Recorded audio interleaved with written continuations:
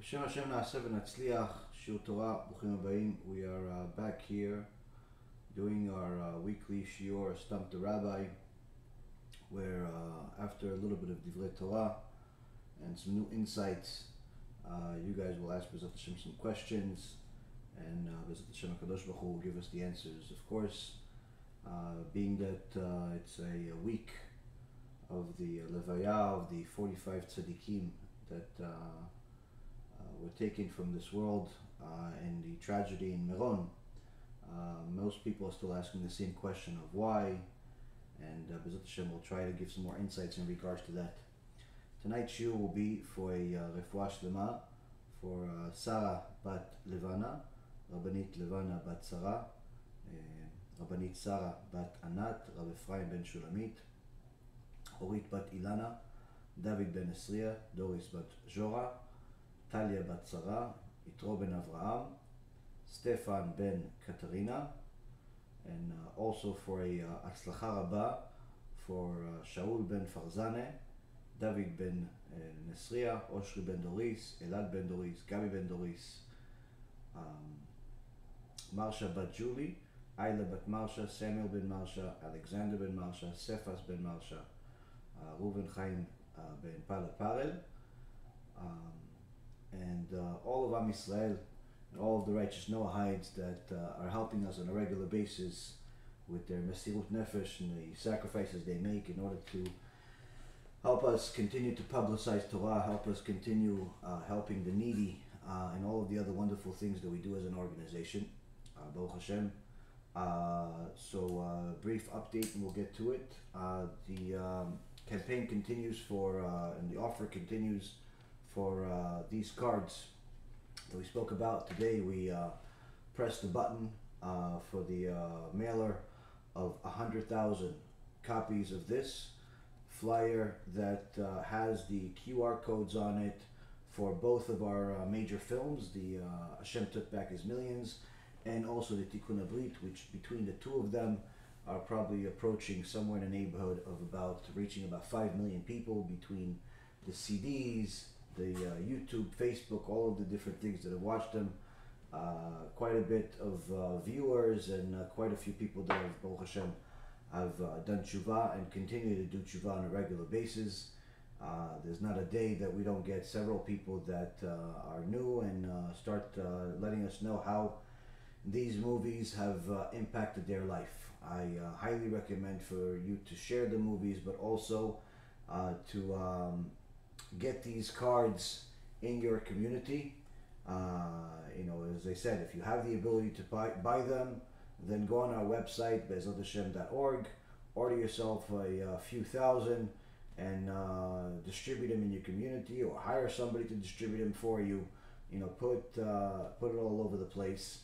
If you don't have the money, you could just simply send me a message, and I'll send you a few hundred of them so you could distribute them in your community. So at the very least, we're investing in your community also. The first batch of 100,000 that we're mailing are going in the Florida area. The next area is going to be in New York, and then California, and B'ezrat Hashem will go into every single state, reaching B'ezrat Hashem every single Jew that we possibly can. So we actually have the names of and the places of where we want to go. We're just doing it in batches, B'ezrat Hashem. So again, anyone that wants to put this in their community, please contact us and get these out there. Another thing is also a few smart people contacted me and ordered themselves some of the car magnets. Anyone that saw the video on my YouTube channel of a few cars passing in Los Angeles, California, with the magnet of this QR code in the movie. And again, this transforms a car that's just simply a metal garbage can with wheels on it into a shliach mitzvah, into a messenger of mitzvot. Because anyone that looks at it, of course, is going to be interested in what is it. Go to the website or scan the QR code, and perhaps merit to see the movie and change their life. So highly recommend for people to get them. We also have a new one. We have some stickers, and we also have a sticker for the windshield that will cover not the windshield, the glass. Point is, there's a lot of different things that you can get if you want. If you have the money, pay for it. You don't have the money, we'll still send it to you because we need to get these things out there. And as I said the other day, for the merit of the 45 tzadikim that died in a tragedy last week, our organization is committing to giving out 100,000 of these flyers for free for anyone that wants us to send it to them in the United States. But of course, if you are living somewhere else, you could order it. It's just that the shipping is a little expensive, but it's still worth it. So that's the one thing. Second thing is the campaign for helping the poor people in Eretz Yisrael for Shavuot also continues. I know that a lot of people like to wait till last minute to donate for these types of things. I recommend that people don't wait for the last minute because we need to do as much as possible before the holiday. But of course, anyone that's interested in helping is more than welcome to go to bhdonate.org. That's a B, H, B as in boy, H, like Bezrat HaShem, and the word donate, .org, and you'll go to the donation page of the campaign, and you'll be able to contribute whatever you want to help the poor people in Eretz Yisrael, celebrate the holiday of Shavuot that's coming up in the next couple of weeks. With that being said, we are going to go into a little bit of insight, or a lot of insight that was revealed to me today when I learned with my Rav Ephraim, may HaKadosh Baruch Hu bless him, some shocking information that it shows not only the divinity of the Torah, but also how much we all need to do more than what we're doing. There's a lot of people right now that are asking questions about why what happened, who's to blame, should we blame the police, should we blame the Zionists, should we blame the government, should we blame the religious people, the Charedim, who do we blame? Everyone wants to blame, and of course there is a lot of footage and evidence that there is different tools that HaShem used in order to bring this tragedy to the world. Unfortunately, there are also many people that are showing complete carelessness and outright cruelty about the disasters, such as this wicked person named Yaron Reuven, one of the most famous Israeli journalists, saying outright that whether it was 45 Jewish people that died, or 45 people from China or Taiwan, it doesn't really make much of a difference to him because he doesn't feel like he is part of the same nation as the Jewish people. So for an Israeli person to say such a thing shows how distant certain people are, and really what's the difference between a Jew and a Erev Rav. Even if they both had Jewish mothers. Someone that could show such cruelty clearly shows that the roots are rotten in this person. Even EPIDEMIC said that when there was a nation that was fighting, part of the nation was fighting, and he tried to bring peace, and told them, listen, you're Jews, they're Jews, just let's make peace. What do you want? I know they hurt you. What do you want? He said, we don't want anything, we want blood. So David HaMelech says, you're not part of our people. You're not part of our people. Why? Because the minimum requirement of a Jew, the minimum sign of a Jew is to have mercy.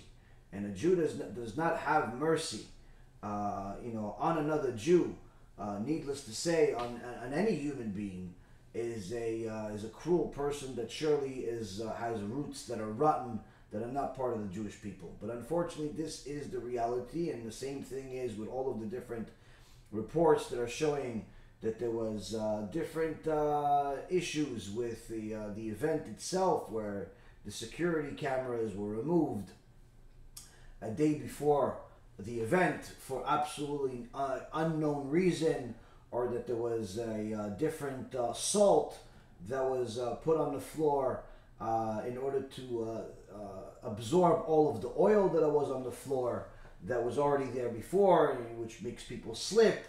Also, the different videos that you'll see, the cops, the police officers blocking the ability of all of the people to get out, and even in one case, a child that's right next to a police officer begging him to get him out. He completely ignores him, and the child ends up dying right in front of the police officer. Mamash viciousness that you haven't seen anywhere other than the Holocaust was seen in this event. And again, it's you're not talking about the viciousness coming from Arab terrorists or Christian fanatics or some type of cannibal from India. You're seeing it from other Jewish people, unfortunately. At least they were born Jewish, the Jewish mothers. But such a disconnect between our people. And you also have different reports showing of how the police beat up the people, did not allow them to get out. Reports of showing that the screws behind under the scaffolding was loosened, where it before the whole event, meaning that this whole thing was a trap. This whole thing was a trap. Now, some will say it's conspiracy, some will say it's true, some will say I don't know. And the truth is, HaKadosh Baruch Hu knows everything. What we're looking for is not necessarily the who to point a finger on and say you did it, the police did it, the government did it, the religious people did it. No. What we're looking for is to see, what does God say about it? What does HaShem say about it? Is it written in the Torah? Is it mentioned in the Torah? And not just mentioned in the Torah, but even more so, is it mentioned in close proximity to the event itself, meaning in correlation to it. Because as we know that when Am Yisrael does good, HaKadosh Baruch Hu blesses us. And when Am Yisrael does bad, HaKadosh Baruch Hu said he has curses for us. And in this week's Parashat Bechukotai, HaKadosh Baruch Hu gives us over 40 different verses giving us warnings of the damage that will happen to our people if we forsake His holy Torah. Now, in this week's Parashat Bechukotai, we read Hashem's perspective, Hashem's direct words to Am Yisrael, of the warnings of all of the different things that would happen if we forsake the Torah. Before that, there are several verses, only a quarter of the amount of blessings if we follow the Torah, not because there are less blessings, but rather because the blessings are so extraordinary that each one of the blessings is worth more than 1,000,000 curses. But nonetheless, we do see that HaKadosh Baruch Hu does warn us that there is a punishment. And the Rambam writes that the reason why the details of what happens in Gehenna are not written in the literal Torah, it's mentioned, the words Gehenna or names for Gehenna are mentioned in Torah in several different places, in Parashat Korach, in Tehillim, in the book of Yonah, Job. It's all over the Torah, Isaiah. Many different places mention Gehenna in different names, because Gehenna has 8 different names. But the details of what happens in Gehenna we only learn from the oral Torah. The oral Torah, which is the Gemara, and also the Sifrei Musar, and Sifrei Kabbalah, Zohar, and so on and so forth.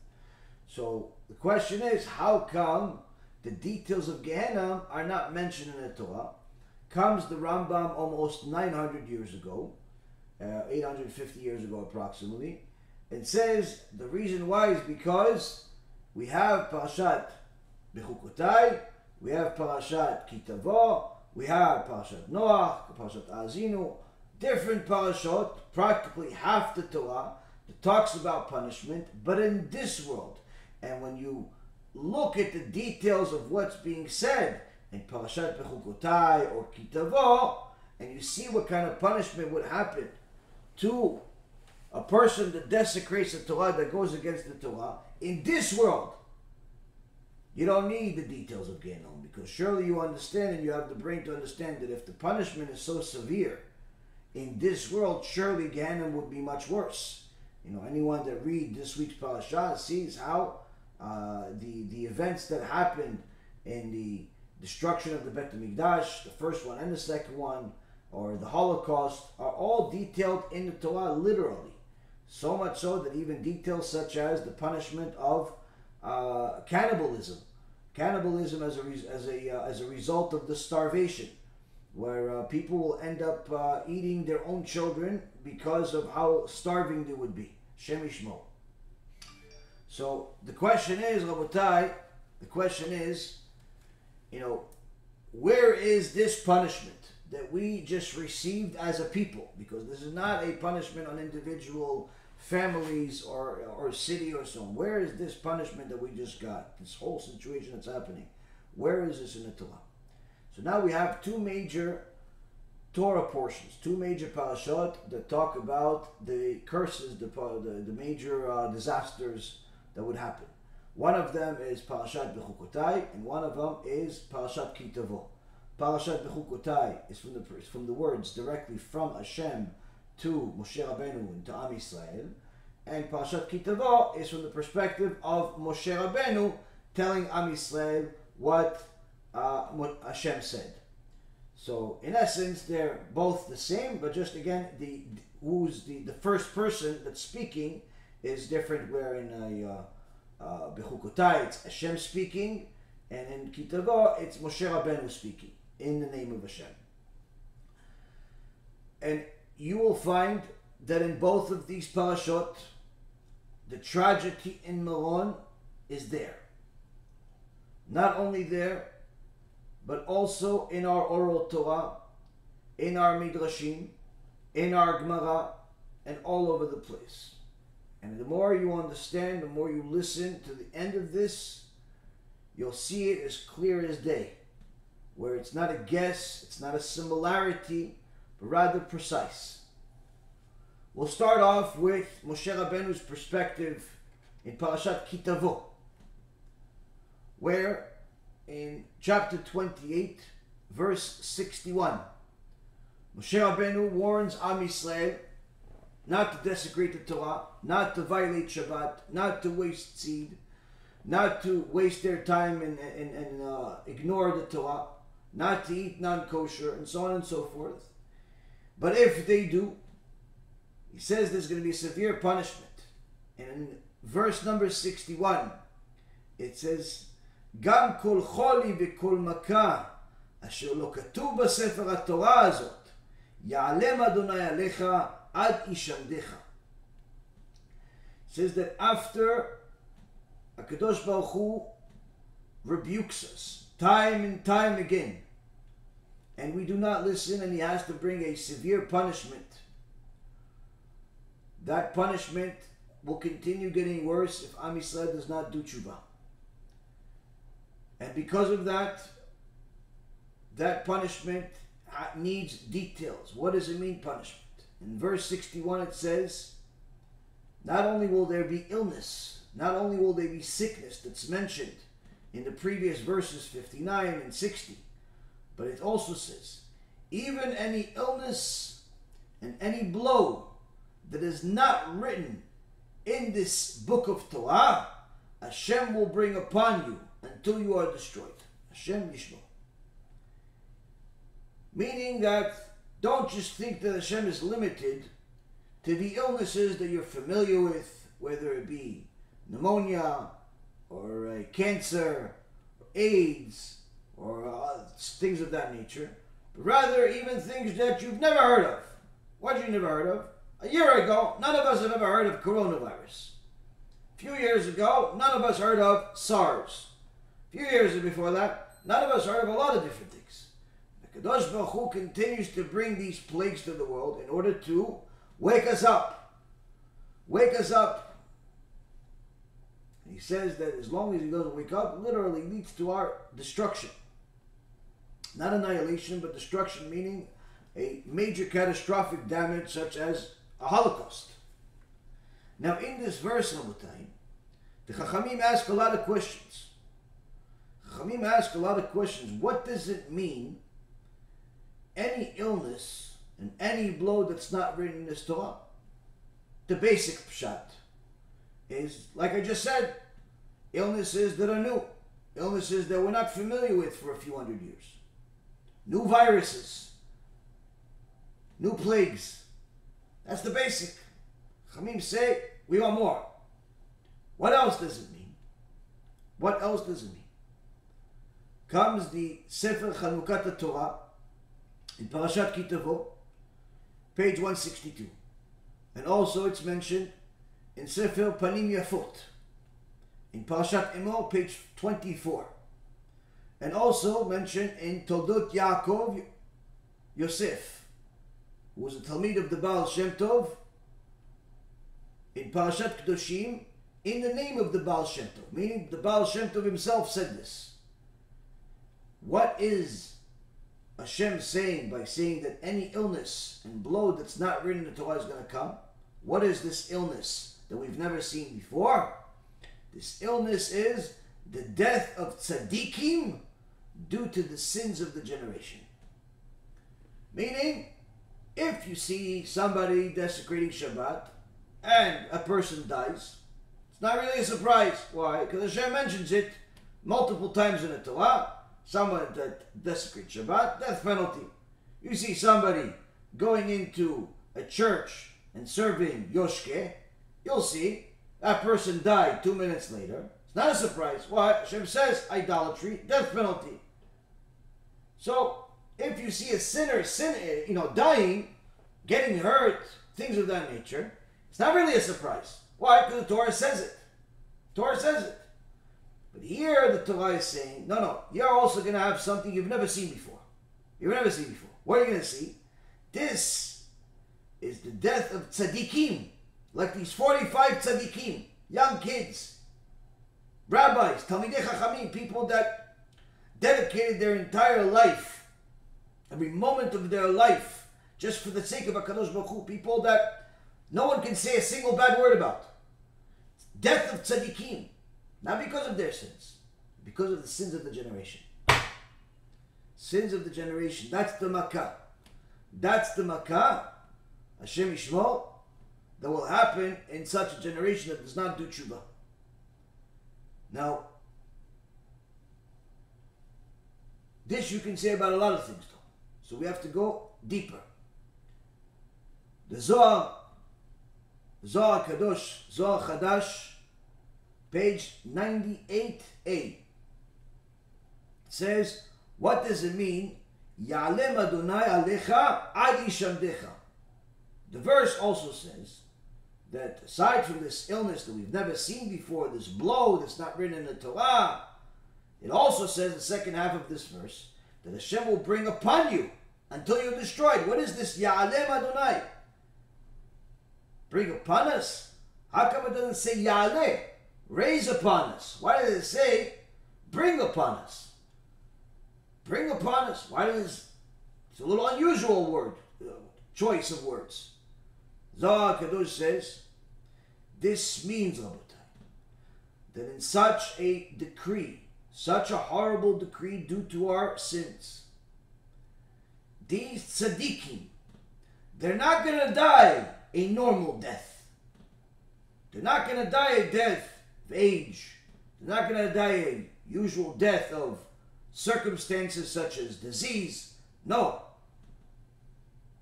Death will be where Hashem will overcome and come over the people as if He's trampling them. Hashem Yishmor. No other time has this had a clearer meaning after seeing such a tragedy in Meron, of how we saw Am Yisrael get scared, petrified, and trample each other. to the point where 45 tzadikim died and hundreds are still injured. We still have B'ezrat Hashem, this shiur will go for their refuah shlema also. So here we have a little bit more clarity, more connection, where we see that death of tzadikim is not a punishment on the tzadikim, but rather on the rest of us. On the rest of us. Because of our actions. But what are these actions really? What are these actions? To get what are these actions, we have to go closer. What closer? Closer to now. Closer to the event. Being that it's the week of this tragedy, we have to look at the parasha of this week. Parasha Bechukotai, which is in essence the same threats, the same promises of punishment, but coming from a Kadosh Baruch Hu's perspective. And in this week's parasha, Parashat Bechukotai, chapter 26, verse 37. It says, "V'kashlu ish be'achiv kemipnei cherev v'rodef ayin v'lo tiyeh lachem tekuma lifnei oivechem." They will stumble each man over his brother as if from before a sword, but there is no pursuer. You will not have the power to withstand your foes. Again, "V'kashlu ish be'achiv kemipnei cherev v'rodef ayin v'lo tiyeh lachem tekuma lifnei oivechem." They will stumble each other.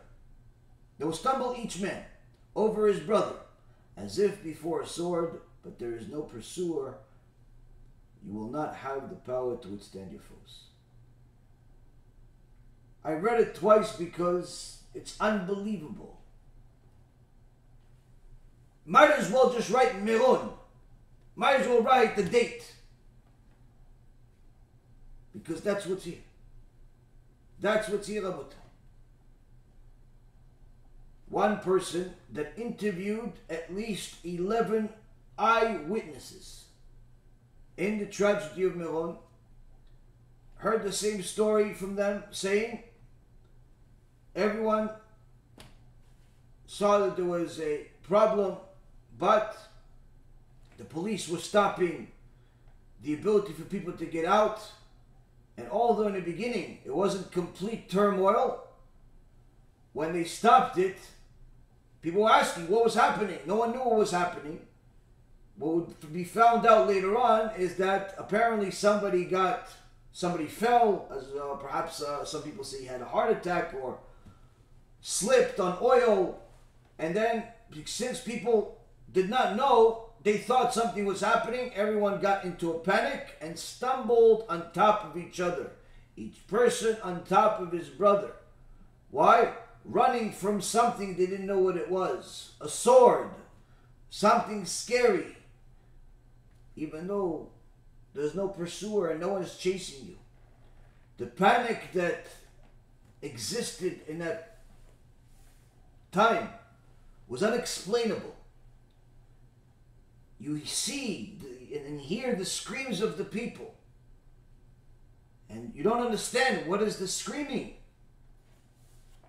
Pachad Elokim. Pachad Elokim, Rabotai. Mentioned in the parasha. Mentioned in the parasha, Rabotai. Onkelos says they will stumble each man over his brother. V'yitaklun gvar ba'achui. Each person will fall on top of each other. It's one of the curses. Parashat Bechukotai. Now, the question is, why is this a curse? Why is this a curse? Why choose this? What is the measure for measure here?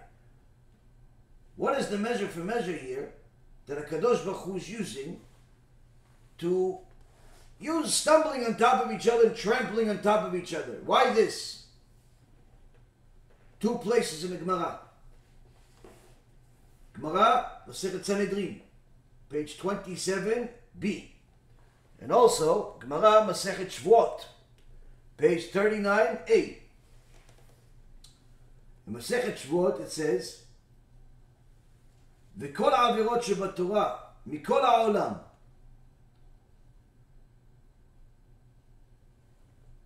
and it's true that the retributions for all transgressions that are in the Torah is not exacted from all of the world. But it's written, and a man will stumble over his brother,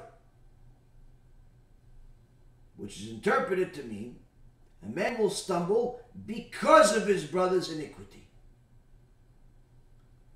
This teaches Shekol Israel Aravim Ze Leze, that all Jews are guarantors for one another.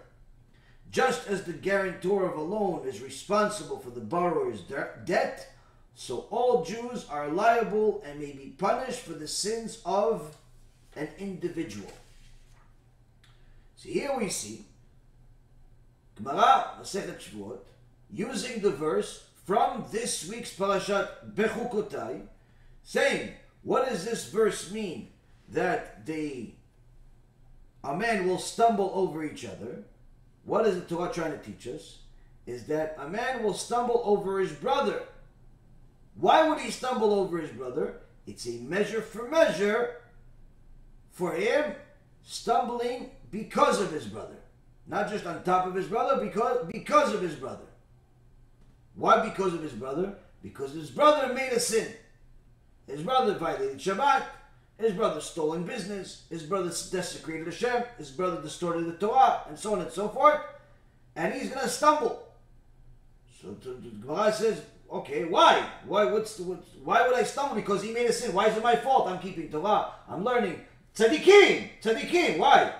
Well, on one hand, we already learned from Panim Yafot and Baal Shem Tov and others that it's an actual punishment that the tzadikim get, in essence, taken away from the generation of that doesn't do tshuva. That's one aspect of it. It's one aspect of it. But another aspect is, that it's teaching over here, it's because all Jews are guarantors of each other. But what if I don't want to be a guarantor? What if, listen, you want to violate Shabbat, you want to go be intermarried, you want to go do all the terrible things that HaShem says don't do it, go smash your head against the wall. Why is it my fault? Why should I suffer because you want to violate Shabbat? Why is it my fault? I'm learning Torah all day.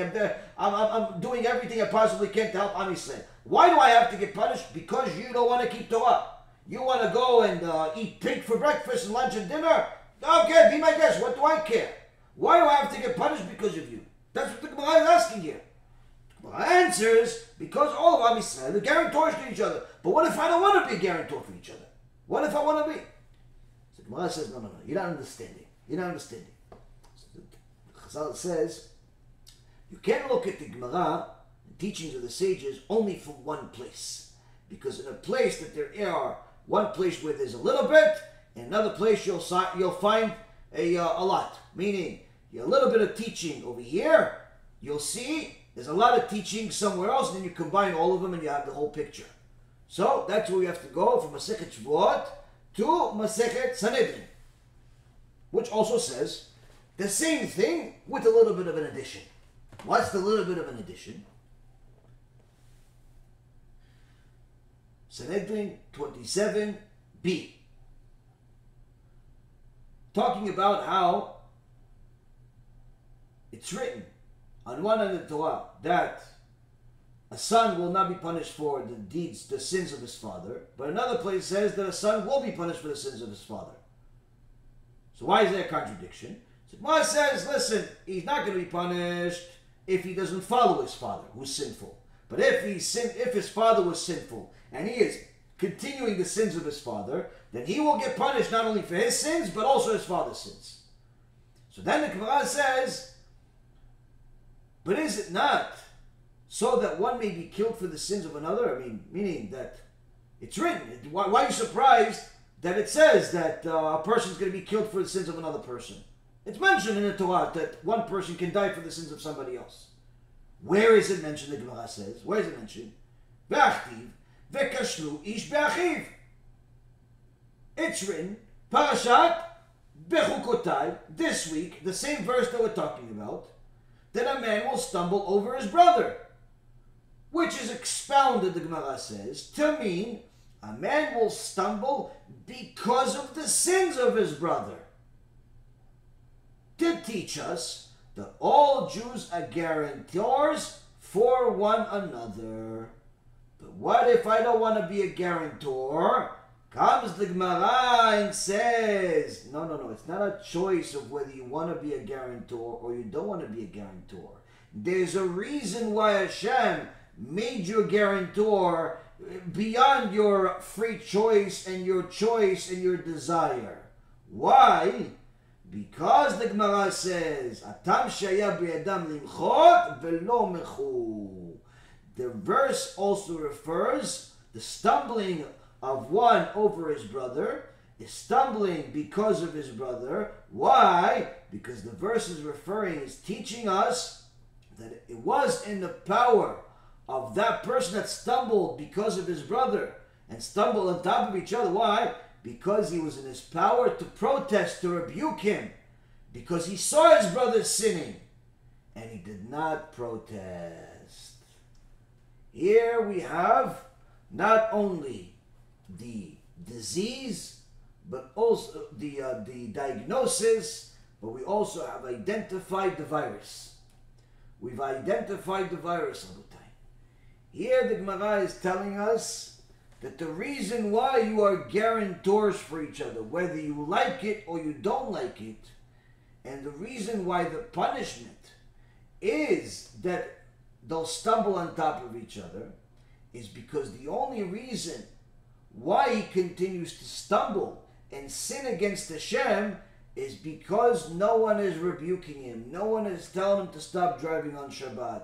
No one is telling him that there is reward and punishment. In fact, some are telling him the opposite. Some are giving him the opportunity to do the opposite, giving him a parking lot and even a valet to park his car that he drives on Shabbat to the Beit Knesset. Telling him that God needs him. Telling him that he is allowed to do whatever he wants, even if the Torah says otherwise. Whether it's immorality of one kind or the other. No one is rebuking him. So, because he continues to stumble, because no one is rebuking him, what does that mean? It means technically it's your fault. You didn't rebuke him. You saw him violate Shabbat. You didn't say a thing. Therefore, his continuous sins will go on the person that's not rebuking him. As it's mentioned in Masechet Shabbat, Masechet Avodah Zarah, and many other places where a person does not rebuke another, even if he has the ability to, the sin goes on them. The sin goes on them. And that is why this stumbling is the measure for measure. He stumbled because you didn't rebuke him, therefore the punishment is for you to stumble on top of him. Comes the Gur Aryeh, the Maharal, commentary on this very same verse in Parashat Bechukotai. Says, look at here. Look at what is being done here. Rashi says, the Maharal brings the Rashi. Rashi says that when they run away, they're stumbling, and they're running away from something they're scared of, some sword, but that doesn't exist. So Rashi says when they run away, they'll stumble upon of each other because they could have rebuked each other. So even Rashi says it. And where does he get it from? He gets it from the Midrash. He gets it from the Midrash. Now Rashi typically focuses on the pshat, on the simple meaning of things. Why does he go to the Midrash here? That they're really, the punishment here is to stumble on top of each other because you didn't rebuke each other. So the Gur Aryeh says the reason why Rashi is using the Midrash is because he's telling you that they stumbled upon each other because they stumbled because of each other. Because people didn't care enough to rebuke each other. Again, The Maharal says, commentary on this, the reason why Rashi is using the Midrash to get a more in-depth meaning of this verse rather than just sticking to the simple meaning is because he wasn't satisfied with the simple meaning. There had to be more in depth to it. So he says, the reason why he uses the Midrash is because he's trying to tell you that they stumbled upon each other because they stumbled because of each other, meaning they continued sinning because of each other. Why did they keep sinning because of each other? Because they didn't care enough about each other to rebuke each other. Here we have the virus, the epidemic.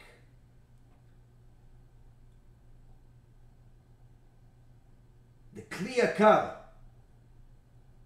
brings even further clarity, saying that on this verse, due to the difficulties of the exile, whether it be because it's uncomfortable for you to be a religious Jew in public, or society influencing you in one or another, poverty, so on and so forth, the difficulty of the exile.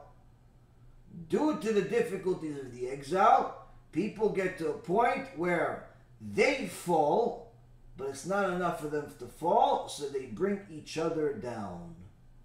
They pull each other down with them. They stumble upon each other.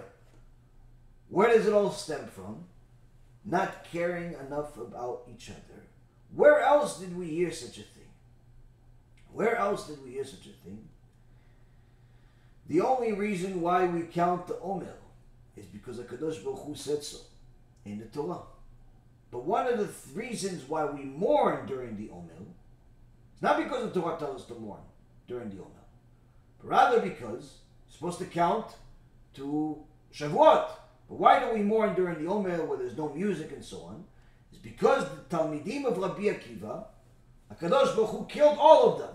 24,000 students, meaning over 700 per day, died. 700 Rav Ovadias, 700 Chafetz Chaims, 700 Gdolei Ador, 700 Rav Kanievskis, 700 Ibishits, 700 giants every day. Throughout until Lag BaOmer, over 30 days, 24,000 students. Why? Why did they die? They died of a horrible disease called askira. Askira is the worst type of death, the Gemara says, where the throat of a person closes slowly until the person can't breathe anymore, can't do anything anymore, and dies. It's the slowest death, worst death. Why? Why such a horrible death? To Talmidei Chachamim, tzadikim. Why? They did not care enough about each other to rebuke each other. That's why. That's why.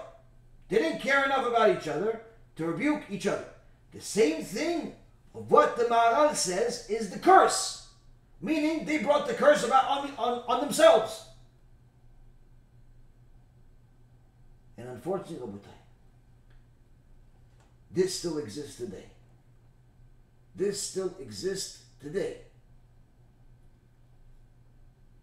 They stumble on each other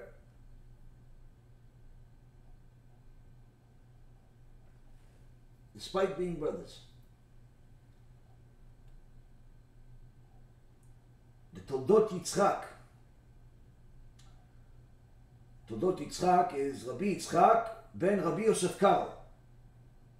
Rabbi Yosef Karo's son. He brings the Midrash on Shir HaShirim, Midrash Rabbah Shir HaShirim, in section 6, chapter 6, section 17, 617.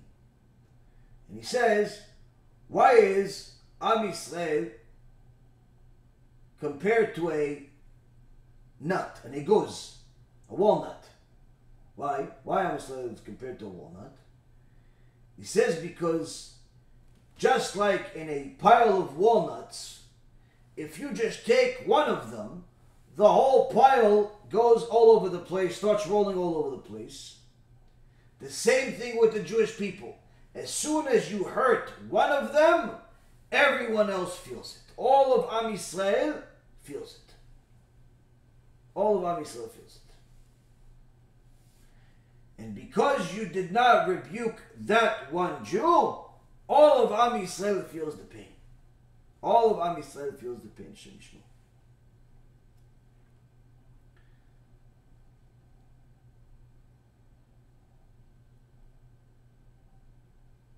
And the Malbim says that in addition to the tiredness that's coming from all the difficulties and so on, this particular punishment is that they'll end up falling on top of obstacles. Not only is there difficulty in the exile and the punishments and so on, but in addition to stumbling on top of each other, there's also the obstacles that are happening from elsewhere as part of the curse. Commentary on again the same verse. Same verse. Then we bring Rabotai, Rabbeinu Yonah. Rabbeinu Yonah Migeronbi, the grandson of the Ramban, Nachmanides, who in the third gate of Sha'arei Tshuva, section 195, discussing the people that are chamdanim, people that are kiss-ups. What's their punishment? And he says the following. Achelek Hashishi, the sixth category. See, there's different categories for these people. The sixth category is a person who is in the position to express his disapproval, but does not do so. And he voices no rebuke, no reproof. This is considered a form of flattery. Chemda. Yesh beyado limchot ve'eno moche. It's in his power to rebuke the person, but he doesn't. Why doesn't he rebuke? It's not politically correct. He doesn't want to offend somebody. He doesn't want to be frowned upon by the community. He doesn't want to overstep his boundary. Okay, take him to the side and rebuke him. You see him driving on Shabbat every week. Do something! No, it's not my business. Let him live his life. He probably knows and he just doesn't care. He's not going to listen to me. I don't know how to talk. I don't know how to this. I don't know how to that. Yeah, but to go make $1 million, you know how to do it. No, I have $1 million. But you're going to try to do it, aren't you? Yeah, but you don't know how. So how come you're going to try to go make $1 million even though you don't know how? I need to make a living. Oh, so to go chase money, you find the strength and the knowledge and the ability. But to go save your brother's life and eternity, somehow you're incapable. Because you're scared of what the board of directors is going to say, of the synagogue, and what the rabbi is going to say, and what the students are going to say, and what the community is going to say, and what he's going to say, everything's going to say. You don't rebuke even though it's in your barrel. That is called flattery. You're flattering. And that is a sin. That's a violation of the Torah. And he does not give even a sharp look. Meaning he doesn't even look at the person the wrong way. Meaning that he's seen him drive on Shabbat so much that Rabbeinu Yonah says, in his eyes it's already become permissible for them. Like this guy is driving on Shabbat, yeah, no, he's allowed because he's a tinok shenishba, he's a captured baby. You know, he doesn't know that you're not allowed to drive on Shabbat. What do you mean? But he goes to shul with the car. How does he not know you're not allowed to drive on Shabbat? He's coming to pray. He realizes there is a God. He realizes that, it's an Orthodox community. It's a Jews don't drive on Shabbat. He knows. Yeah, but he didn't grow up religious. Oh, so what you're telling me is you've seen him drive on Shabbat so many times that in your eyes already, he's an exception to the Torah. He is allowed to, but what about the other 200 people that are driving to the synagogue on Shabbat? They're also allowed. And that's what happens. People get used to seeing people sin. And it becomes like as if it's mutar in their eyes. That's why when the Chafetz Chaim, alav shalom, he would see somebody desecrating Shabbat, he would say, not allowed to desecrate Shabbat. Not allowed to desecrate. And he was old. He wasn't screaming. He was saying to himself. And Talmidim would say to him, Kvod Harav, they can't hear you. Why do you keep saying it? He says, no, I'm not saying it to them. I'm saying it to myself now not to drive on Shabbat. I'm saying it to myself now not to do these things on Shabbat. Why is Kvod Rav saying it to himself? He says, because I'm saying it to myself so I don't start thinking that it's allowed to do all these things on Shabbat. Because I'm seeing it so much, I'm going to start thinking it's allowed. So I'm repeating it to myself. It's not allowed. What they're doing is a crime. But if you don't look at him in any way, everything is okay. He doesn't even give a sharp look. And when sinning takes place, he takes no notice. He refuses to be the one who admonishes. Now the Torah has commanded us to eliminate evil from the midst of our people. As the Pasuk says in the book of Deuteronomy chapter 13, verse 6, Ubi'alta ara mikirbecha. You shall eradicate the evil from among you. Our sages further said in the Gemara Masechet Shabbat, page 54b, Kol mi sheyesh biyado limchot be'anshe beto ve'eno moche nitpas al anshe beto. One who is in a position to object over the actions of members of his household, meaning to rebuke them, and does not do so, is held accountable for the sins committed by the members of his household. And one that is in a position to object over the actions of the inhabitants of his city, not just his household, all city, he's a popular guy, and does not do so, is held accountable for the sins committed by the inhabitants of his city. The rabbi that is the biggest rabbi in Boca Raton and one of the biggest rabbis in all of Florida as far as popularity and connections and so on, he doesn't say anything to people that are driving on Shabbat. Guess what? He's going to go up to Shemaim thinking he kept Shabbat his whole life.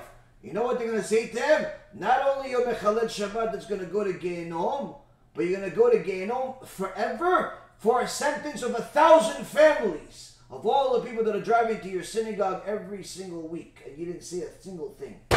Why? It was in your power. Kadosh Baruch Hu gave you a job, gave you a role to run a big synagogue, 1,000 families.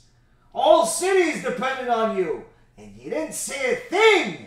In fact, you allowed them to do it. You gave them parking. Oh, what a punishment you have. Why? I didn't do it myself. Yes, you did. They stumbled because you did not rebuke them. Why didn't you rebuke them? You knew that I was not allowed to drive on Shabbat. You're not a reform. You're not a conservative. You're not a Christian. You know that I was not allowed to drive on Shabbat. Oh, I didn't think they're going to listen to me. I didn't think that this. I didn't think that. Who asked you to think? Show me one pasuk in the Torah that HaKadosh Baruch Hu says, I want you to think. Show me one pasuk in the Torah HaKadosh Baruch Hu says, I want you to think before you rebuke somebody about, what is obligated in the Torah. I want you to think to evaluate my mitzvot or not. Who says that? Comes Rabbeinu Yonah and says, the Gemara doesn't finish there. Not just if you are in your own family, not if you're just in your own little community, not if you're in a big community. No. The Gemara continues. If you have a very big position, you're a giant, you have 100,000 people following you on YouTube. You have a huge following, bigger than Rabbi Akiva practically. Huge following. And you know they're sinning, and not only you don't say anything, in fact, you enable them to sin. Rabbeinu Yonah says, this Gemara says, one who's in a position to object over the actions of an entire world and does not do so is held responsible for the sins committed by the entire world. The more popular you are, the more significant the position that Hashem gave you in this world, the more your obligation is to rebuke people. Meaning, if you're a little puny guy, you only have one friend, you live in a cave, okay, you have a responsibility for yourself and your friend.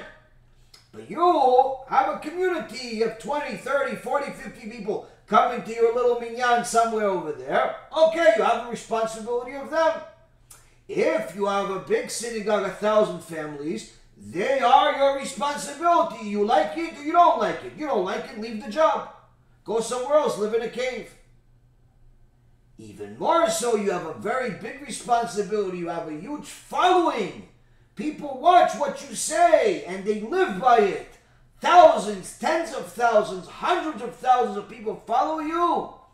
You have to know, you are better off committing suicide and instead of not rebuking. Why? So long as you don't rebuke, you are in essence enabling them to continue their wicked ways, and you will be punished because of all of their sins. It's literally, someone that reads this and continues staying quiet in their community has to be put into some type of mental institution. But here Rabbi Yaron says, in addition to the pasuk, which pasuk is he going to bring? This week's parasha. This week's parasha, V'kashlu ish be'achiv. Same, Vayikra 26:37. They will stumble over each other. Our sages expounded on this in the Gemara that we already mentioned, Sanhedrin 27b. One will stumble over the sins of the other person. Based on this, the sages taught us all of Am Yisrael is responsible for one another. So here we see, Rabotai, that you have an extraordinary teachings in the Torah where Kadosh Baruch Hu tells us what's going to happen if we sin, what type of punishment. We don't listen. He's going to start taking away the tzadikim. Why take the tzadikim? Because we did not care enough about each other when we saw each other sin. We saw each other sin and we didn't rebuke. But a lot of people like to say, no, it's sinat chinam. It's just because there's problems between communities. Everyone thinks they know better. Everyone thinks their way is the better. You, my friend, do not know the meaning of sinat chinam. You know what sinat chinam is? Ask Rabbi Yonatan Eibishitz. Comes Rabbi Yonatan Eibishitz and says to us, Gdol Olam, says to us, you know what sinat chinam is? What baseless hatred is? What hatred caused the 24,000 students of Rabbi Akiva to die in a horrible death? Tzadikim died. What? When one Jew sees another sinning and doesn't say anything, that is the worst type of sinat chinam that exists. That is the worst type of baseless hatred that exists. Why? You know he's sinning. You know that HaKadosh Baruch Hu promised to punish sinners, and you still don't do anything. It's like you see a guy about to grab a cup of poison and drink, and you say, you know what, let him drink, you know he's thirsty. What do you mean he's going to die? It's poison. Yeah, you're right, it's poison, but you know he's thirsty. You rationalize staying this way. You rationalize allowing your friend, your brother, your uncle, your father, your mother to die. Why?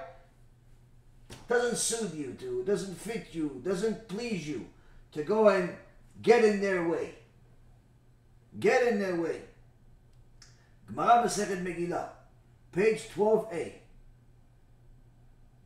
Gemara asks, why did HaKadosh Baruch Hu send Haman? Why did HaKadosh Baruch Hu send Haman? Haman, Hitler of his day. Why did HaKadosh Baruch Hu send him? Gemara answers, very simple.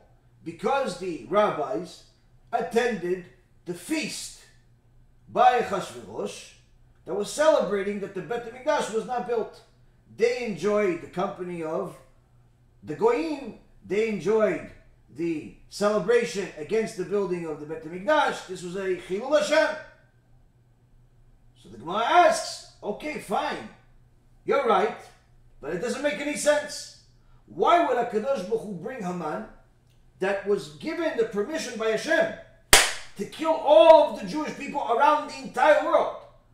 Why would Hashem give him permission to kill the Jews in the entire world if just the Jews of Persia sinned? What is the Jew in somewhere else, in Italy? What is he at fault? What is the Jew in America at fault? What is the Jew in Israel at fault? He didn't go to the party. What is the Jew at fault? Chachamim say, from here we learn, Kol Yisrael, Arabim Zeh Lazeh, all of Am Yisrael are obligated to each other. Obligated to each other.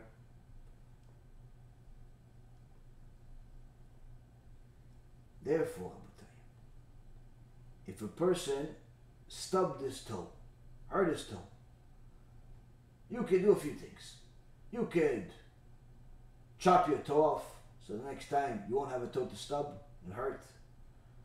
You could ignore it and maybe hurt yourself again. You could complain about it. You could get angry and blame your wife or blame your husband, blame your kids for having their toes, their toys in the way. Blame somebody you don't like just because it's a good way to give yourself a good excuse to give yourself to hate somebody. Or you could look up at Shamayim and said, what, Hashem? What? What do I need to do that this is not going to happen to me again? Now why? Why? I already know. I did something wrong, and there's no such thing. There's no such thing as me stubbing my toe, or me dying, or me getting hurt, or me losing, without a crime being connected to it. So I'm not going to ask you why, because obviously there was something. Hashem doesn't just have fun punishing people. So obviously I'm not going to ask you. I'm going to ask you what? What? Why do I know ask what? Because Moshe Rabbeinu tells us what. Sefer Devarim, Book of Deuteronomy, chapter 10, verse 12. Ma Adonai Elokecha shoel me'imach. What does Hashem, your God, ask of you other than to fear Him? What? Ma, what does He ask of you? What does He ask of you, Am Yisrael, right now? You have 45 tzadikim were taken away from you. 45. Ma, what do you have to do that's not going to happen again? Ma, numerical value, 45. Numerical value. Ma, 45. Instead of blaming the cops and the government and the Zionists and the gates and the this and the that, ask yourself, ask HaKadosh Baruch Hu, what do you want from us that we need to do in order for it not to happen again?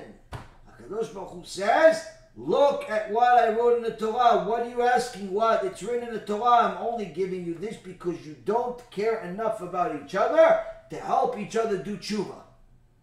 If you cared enough about each other, as much as you cared about yourself, as much as you cared about those special people in your life, none of this would have happened. And this is not just a new thing, Rabotai. Gemara Masechet Baba Batra, page 10a, has a story of Rav Papa. Rav Papa was one time climbing the stairs, and he slipped. But before it got too bad, before he got hurt too bad, it was stopped. But then he said, what? What? Ma? What's ma? What do I need to do tshuva? What do I need to do tshuva? Why? Because I almost got, he says in the Gemara, I almost got skila, the death penalty of stoning, just like a mechalel Shabbat and an idol worshiper gets in the Torah. What do I need to do in order to change my actions, in order to do tshuva so this does not happen to me? Rav Papa, one of the people that's able to resurrect the dead in this time, he's saying, I fell and I almost fell to my death. This didn't happen for no reason. I almost got a death penalty of a mechalel Shabbat. I almost got a death penalty of an idol worshiper. Obviously, this did not happen for no reason. Any surim beluchit. There's no such thing as suffering without a sin. No such thing. No such thing, Rabotai. This is why a person wants to know anything about what is Hashem's message in this tragedy. You should simply look at this week's parasha. Look at how Am Yisrael is obligated by HaKadosh Baruch Hu to save each other if somebody got themselves in trouble and was sold as a slave to a non-Jew. Why? Because Hashem commanded us that as soon as we see one of the fellow Jews falling financially, we see he's starting to lose money, we see he's starting to lose his business, not to let him go bankrupt, not to let him go unemployed and starving and not have anything. Help him out before he goes bankrupt. Why? Because if he goes bankrupt, he's going to make even more mistakes. He could sell himself as a slave. And if you don't help him like the Torah commands, once he becomes a slave, you are obligated to free him. Why? Call him Yisrael Alavim Zeh. You're all responsible for each other. You're all responsible for each other.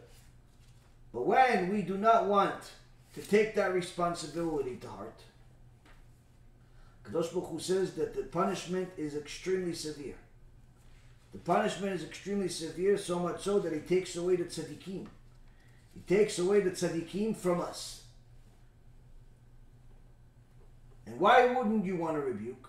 Because you feel embarrassed, because you're not comfortable, because of this and because of that, but none of those excuses are going to help.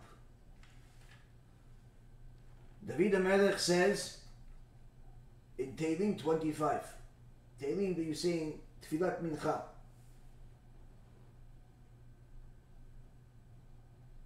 tells Hashem that He's the only one. Elecha Hashem nafshi esa. You're the only one that uplift my soul. You're my God that I trusted. You're the God that I trusted. Don't let me get embarrassed. Don't let my enemies rejoice over me, he says. Lead me in your truth. Velamdeni ki ata Eloi ishi, because teach me your truth. Teach me your truth because you're the God of my salvation. Now, here, later on in that same Tehillim, David HaMelech talks about himself getting into trouble and how Kadosh Baruch Hu is the one that saves him. In essence, why is this Tehillim? It's talking about us as a people. We're in trouble, Abutai. We're in trouble as a people. But David HaMelech says there's a way to get out of it. Einai tamid el Adonai ki hu yotzi mireshet reglai. My eyes are always towards Hashem, for He will release me from the trap. Mireshet reglai, before I stumble upon each other. Before we stumble upon each other like we've been stumbling and killing each other, we have to look up, Kadosh Baruch Hu, what do we need to do? What do we need to do so we don't lose 45 more tzadikim? What do we need to do? Pnei elai v'chaneni. Turn to me and be gracious to me, Hashem. Don't ignore me, please. I know I made sins and I made mistakes. Please look at me, look at me. I want to come back. Ki yachid ve'ani ani. If I'm alone, I'm poor. What alone? Why poor? I only cared about myself. I didn't rebuke my brother. I didn't care if he's driving on Shabbat. I didn't care if she ate kosher. I didn't care if they were intermarried. I just worried about myself. Yachid ve'ani ani. I'm alone and I'm poor. My way didn't work. And what it brings me, tzarot levavi chivu, troubles my heart have increased as a result of this. Me being alone, I figured I'm going to save myself, take care of myself. What did it bring me? Tzarot it brought me. Tzarot it brought me. It brought me troubles. Mimitzukotai otzieni, please the Kadosh Baruch Hu, deliver me, save me from all these distresses. See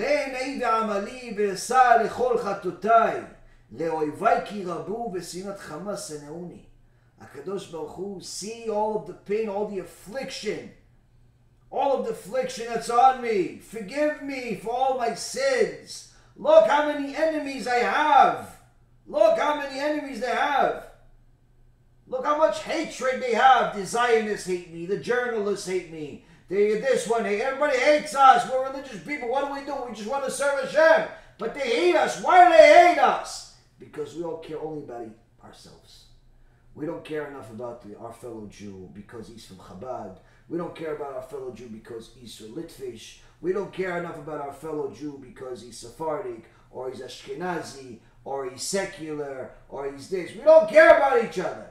Why? Because we care too much about ourselves.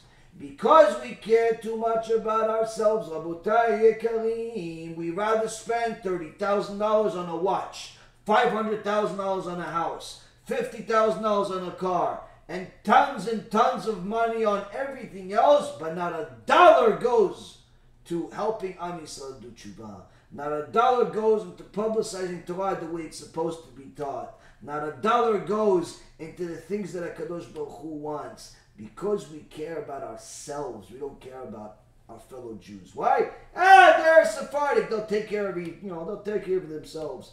They're Ashkenazi, they'll take care of themselves. They're converts, they'll take care of themselves. Everybody, they'll take care of themselves. We got to take care of our own. Everybody says themselves, they'll take care of our own. That's it. Nobody cares about each other. Everyone is alone. And then comes the tzarot. And David HaMelech is crying and says, look what happened. All these tzarot, all of these problems came because we're selfish. Look at all of these problems.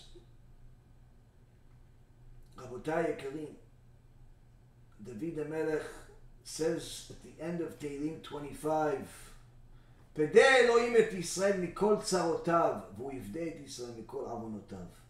Redeem Hashem, or God. Redeem Am Yisrael from all of its troubles. And He will redeem Am Yisrael from all of its sins. Here David HaMelech tells us, you want to be redeemed from the trouble? Hashem is going to redeem you from sins. Why? What's the connection between troubles and sins? You only have troubles, you only have tzarot because you have sins. You only have sins because you're selfish. You don't care enough about each other, you don't care enough about the Torah. You care about yourself, your own joy, your own desires, and so on and so forth. The second, Rabotai, we start caring about each other like the Torah says, that second, our troubles will be over. But so long as we're not going to care enough about each other, so long as we stay selfish, the curses will keep coming. Please, let's all wake up. Let's do something more than what we're doing. But I'm already doing more. Yeah, but I'm already doing. Do more. Why? Because he's not doing. So you have to make up his share. Yeah, well, why need I just do it? Didn't we just talk about that for the last hour? Kol Yisrael arevim ze leze. Everybody has to take into account next door neighbor, he's not doing it, I gotta cover him. Yeah, but I'm already giving 10%. Yeah, but he's not giving anything. So you give 20. Why? Kol Yisrael arevim ze leze. Kol Yisrael arevim ze leze. That's what we have to take into account. Every Jew has to understand. It's not just you in the world. We are a people. We are a people. One of us gets hurt, the rest of us feel it. B'ezrat Hashem, this too will give us some more inspiration to do something so we don't have to lose any more tzadikim, we don't have to deal with any more curses, and instead get the parts of the Torah to begin and end with simply blessings. With that being said, Rabotai, you can start with your questions.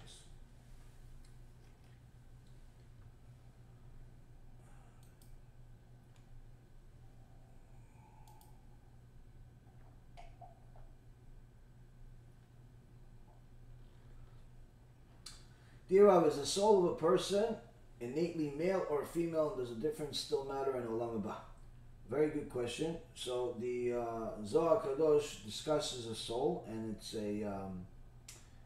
based on the Mishnah, Ish Isha Zachu Shechina B'neim, that the man and woman married to have Shlom Bayit, the Shechina comes there. So why is there man and a woman? Why doesn't it say man and a man, woman and a woman? Aside from the fact that the Torah forbids homosexuality as a filthy abomination, aside from the fact, why doesn't the Torah simply say just a man should get the Shekhinah by himself?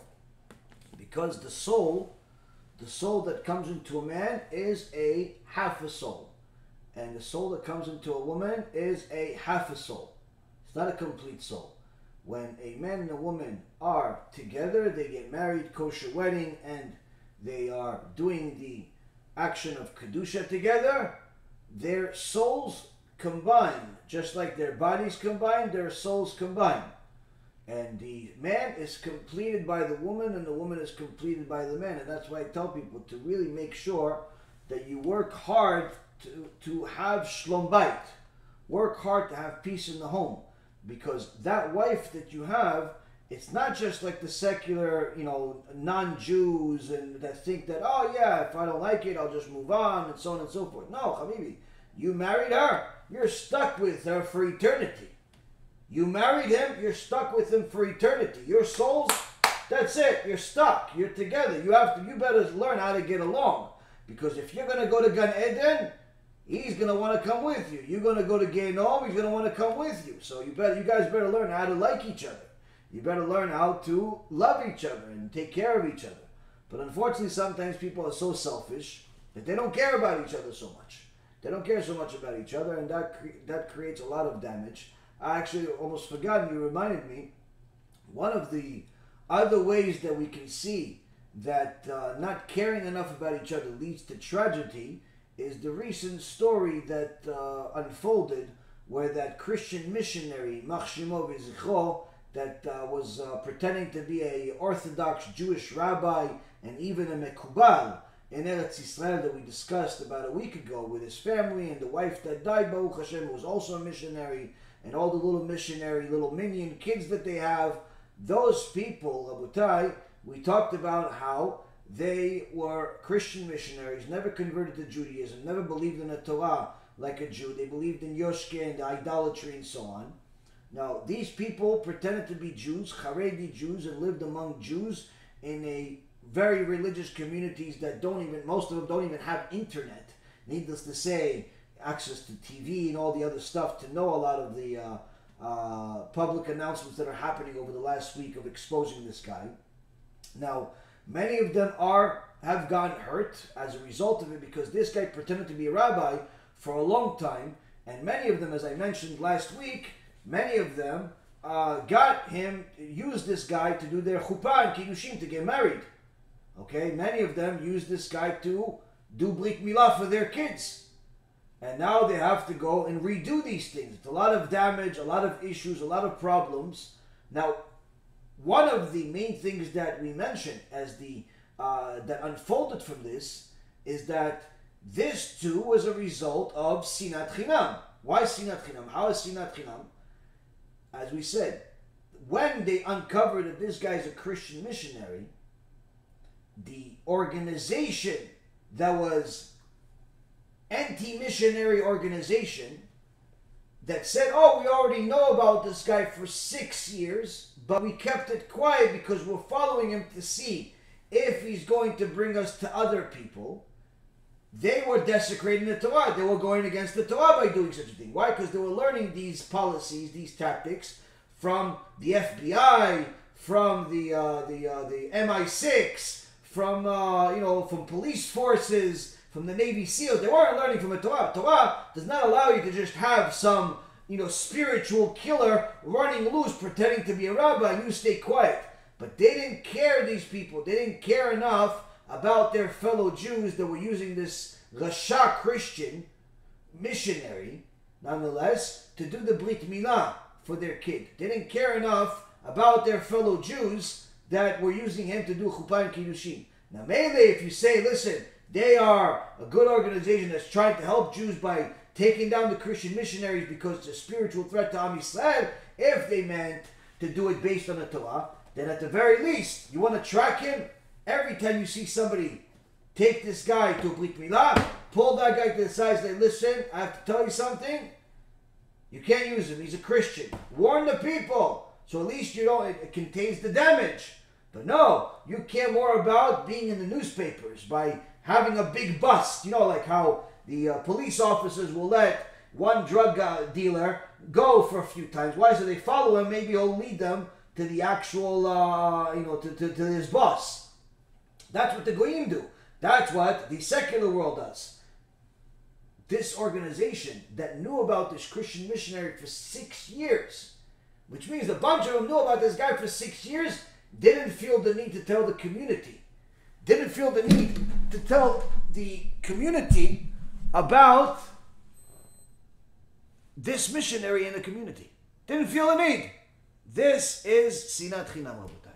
And that's why it's very, very important to know that if you are going to love Am Yisrael, you're going to start thinking about them like you think about yourself. Start thinking about them like you think about yourself. You wouldn't want to get a brit milah by a missionary. You wouldn't want to go to Gehinom. You wouldn't want to get punished. So, make sure other people also aren't. I'm sorry I didn't realize the whole time that my microphone was not even next to me, so I'm hoping that this whole shiur was heard by you guys. I don't look at the comments while I speak, so I'm only looking at things now, and it says that the volume was very low. But it looks like there's a lot of people watching live, so I'm assuming you can still hear me. You just don't not enjoying my my looks so much that you're still watching the video without hearing me for an hour and a half. So sorry, I didn't know. I forgot that the microphone is not in the right place. Baruch Hashem. Satan has to get something, so it's today you got the microphone. All right, next. How can a person tell the difference between shame, ego, and being shy? Well, I mean, feeling ashamed, it all depends on what you're ashamed about. It all depends on what you're ashamed about. If you're ashamed of, certain looks that you have or amount of money that you have and things of that nature, then you need to learn a little bit more about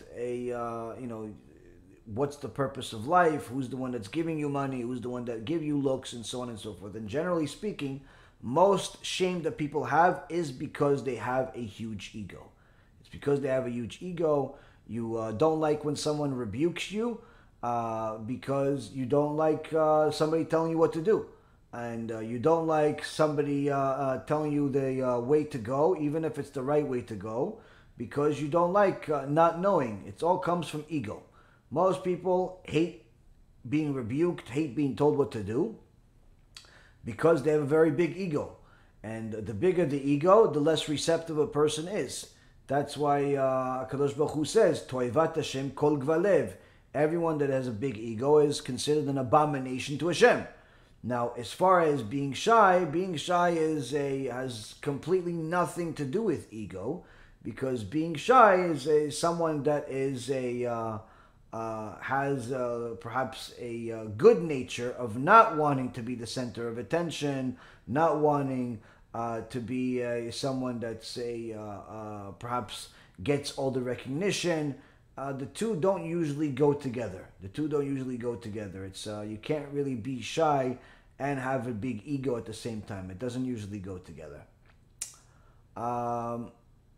Isaac is asking, what's the punishment? Oh, I lost the question. Sorry. Okay, so I gotta start here on the bottom, I guess, I'm assuming.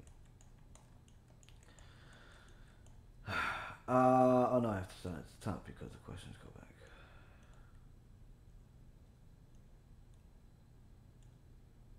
I have the question. I'm losing the questions.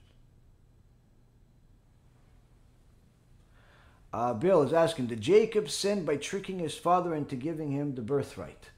Well, no, Yaakov did not sin because he was honoring his mother by listening to her. His mom told him to go do it. That's number one. Number two, technically, he did not lie to his father. He did not tell him that he was Esav. He said, I am your son. He didn't say that he is Esav. That's number two. So technically, he did not lie. And number three, he did it for the sake of Am Yisrael. He did it for the sake of Hashem's sanctifying Hashem's name, because he knew that had Esav received the blessing, it would have caused harm not only to him and to his descendants, but also, of course, to his father Yitzchak. So his father Yitzchak did not know the magnitude of the sins of Esav, and therefore Yaakov had to listen to his mother. And had he actually sinned, had it actually been a sin or something that his father disapproved of, after realizing what happened, he wouldn't have given him the blessing that he gave him before he left to go to Lavan's house. So Yaakov definitely did not sin by receiving the blessing.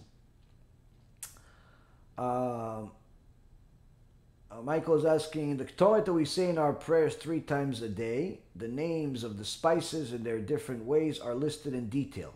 Since it's repeated so often, what are we to understand of the spices and ways to apply to our daily life? Well, first and foremost, you should know that one of the karet sins is to take those spices and combine them. A person that does that as karet will lose his olam haba. It's forbidden. The only time that this was done was by Moshe Rabbeinu in the time of the Bet HaMikdash. We're not allowed to put those things together. So that's lesson number 1, is that HaKadosh Baruch Hu is constantly giving us warnings for even things that we don't think are a big deal. That's number 1. Number 2, there's a lot of lessons to be learned from the different incenses, where you see that there is some things that smell very good, and then some things that are not necessarily smelling good. They smell even terrible. And some things don't have a smell at all. This is also part of Am Yisrael. You have some tzadikim, you have some reshaim, and you have some people in the middle. You have some people that do a lot of good things. You have some people that don't do any good things, but they learn a lot of Torah. And you have some people that learn a lot of Torah and do good things.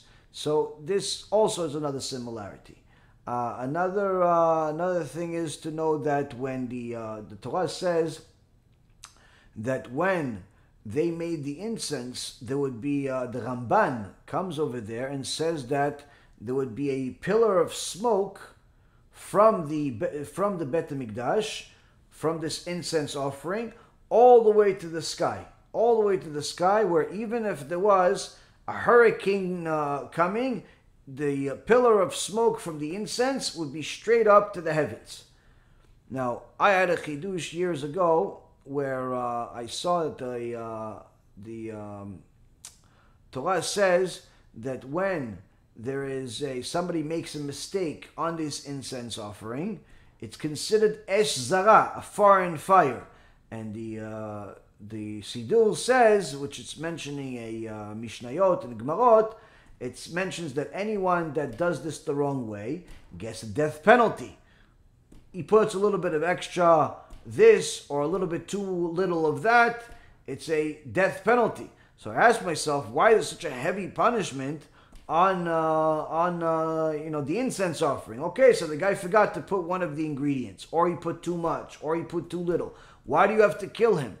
The reason why the penalty is so severe is because you have to understand that you are not alone in the world. The same connection to our shiur. You're not alone in the world. You are connected to Klal Yisrael, and therefore you have to understand that your actions have ramifications that affect the entire nation. What are those ramifications when it comes to the Ketoret, to this incense offering? The ramifications are as follows. The Ramban says that Ketoret makes a pillar of smoke that reaches all the way to the sky, and even the wind would not put it away. Who sees this? Who sees this smoke? First and foremost, it could be the people of the camp. People of the camp, people in the around the Bet HaMikdash, people of the in the desert that are the Jewish people. They see Moshe Rabbeinu's Ketoret go all the way to the sky. It gives them chizuk. If they have issues between each other, between their wives, between their husbands, but they see that this pillar of smoke is miraculously reaching the whole, all the way to the heavens. They know that HaShem runs the world and everything is from HaShem. So that gives them emunah. It gives them chizuk. On another end, there's sometimes people lose hope and they leave the camp, they leave the derech, they leave the yeshiva, they leave the kollel to go and join the people that are wasting their lives, chasing their tails to acquire a bunch of material things that they can't take with them to the eternal world. And they want to join them because of desires. But once in a while, that person looks back and misses, maybe I should go back to the yeshiva. Maybe I should go back to the kollel. Maybe I should go back to the shul and pray with the rest of the Jewish people and not just treat myself as if I'm just another Chinese person in the world or another Indian people in the world or another Arab in the world. I'm a Jew. Maybe I should do it. So he looks back. Now, and in the desert, when someone looks back, what would they see? They would see that pillar of smoke. And then they'll be reminded of the miracles that they used to see as a Jew that's unlike any other nation. And that would give them chizuk, and that's in essence kiruv. That's kiruv. They saw the miracles, they saw Shil Torah, they want to come back home.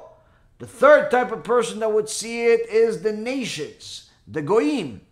The nations always ask, why does Hashem bless these Jewish people so much, where even though every major nation has wanted to destroy them since the beginning of time, but yet all of those nations that wanted to destroy them and tried to destroy them are themselves destroyed, but yet the Jewish people are still alive and well despite their troubles, Baruch Hashem. They're still alive and well. Why does Hashem give them all the miracles? The goyim would look into the desert and they would see a pillar of smoke going all the way to the heavens and say, the reason why Hashem protects them is because they do what Hashem says to them. He commanded them to do a Ketoret, and that's what they do. He commanded them to eat kosher, and that's what they do. He commanded them to only marry Jews with Jews, and that's what they do. They do what their God says, and therefore their God does what they want.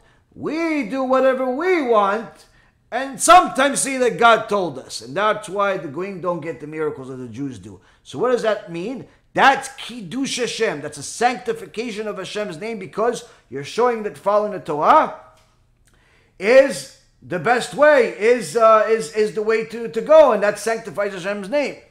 On the other hand, if a person does not put the right ingredients in the Ketoret, puts too little of something, forgets something, too much of something, the Ramban calls it Esh Zara.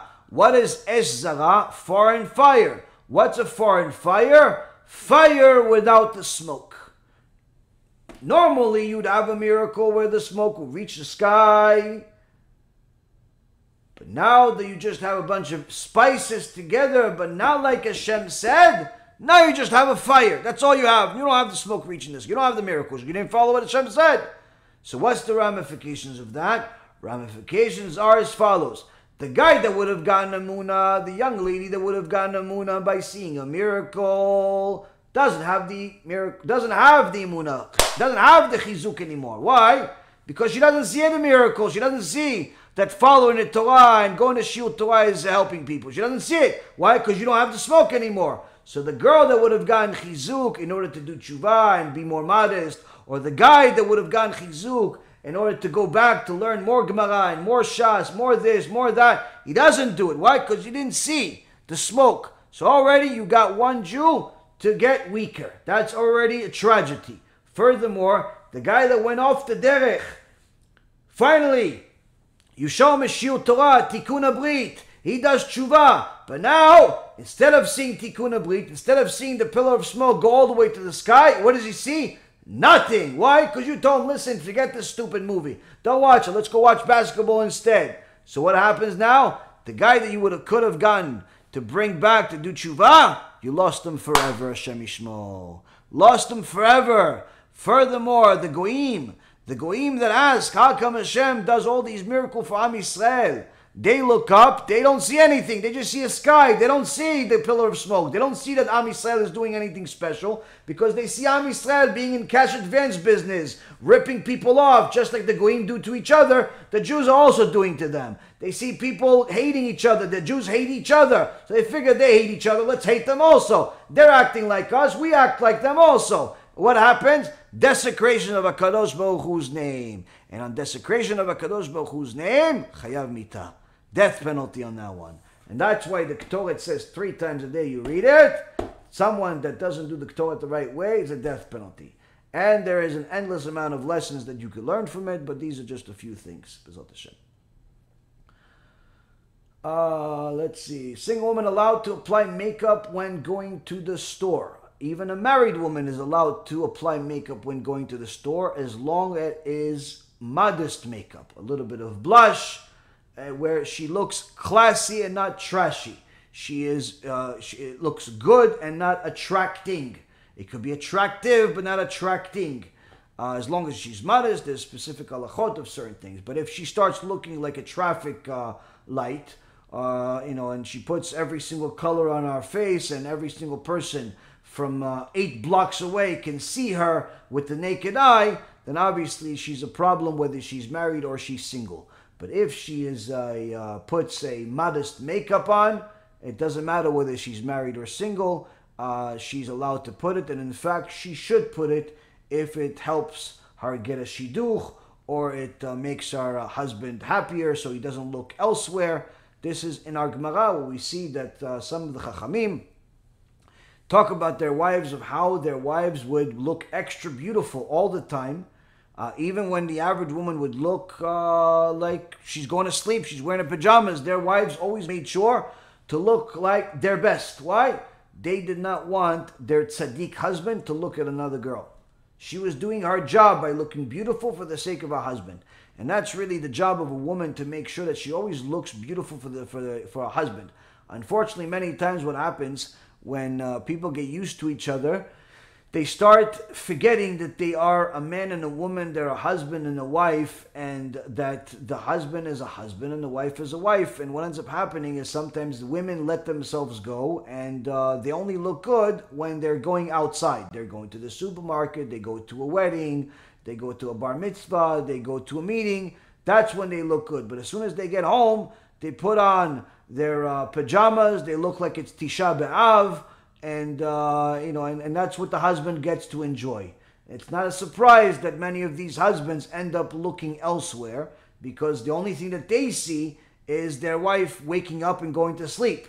But the rest of the world sees their wife looking her best. So it's very important for a wife to not forget the most important person in your life is your husband. And you have to beautify yourself for the sake of your husband, not for the sake of your job, not for the sake of even your self-esteem. The main thing is to make sure that you do it for your husband, and surely there's a benefit to doing it for yourself also. But if your husband does not view you beautiful, it'll hurt your self-esteem, even if everybody else looks at you as beautiful. So it's important for a woman to know that if you want your husband to look at you as a beautiful person, you can't just rely on personality. It's just not a reality. It's not a reality. That's why there's an halacha that a Jew is not allowed to marry a woman without looking at her first. Even if he wants to be righteous and protect his eyes, there's still an obligation to look at the woman before you decide whether you want to marry her or not. Why? Lest you be disgusted by her and end up cheating on her or leaving her, and so on and so forth. Attraction is a real thing in the Torah. It is important to understand that it's not a crime to be a beautiful person. In fact, there is a special blessing by the sages where you would actually make a special blessing on certain people that are extraordinarily beautiful. There is actually a special blessing for them. There are some people that are not just attractive to their husband or their wife, but there are some people that are exceptionally beautiful, and there's a blessing for that. So it's not a crime to be beautiful, but it is a crime to be beautiful for the wrong people. That it is a crime. So it's important for a person to know you can be modest and still beautiful at the same time. And that's the mitzvah. Chris, is it true that my sins as a Noahide has an effect on other people elsewhere in the world? Well, there's no unification by the Noahides. The Noahides are not one people. Each person is for himself. Surely it is good for you to help other Noahides that are out there, and it's good for you to help other Jews, but the sins of another Noahide are not necessarily going to impact you, because there's no brotherhood among you. There's no obligation one to another, just like the Jewish people have. Ben, earth is only running because of justice and was destroyed because of wickedness. Okay, it's not a question.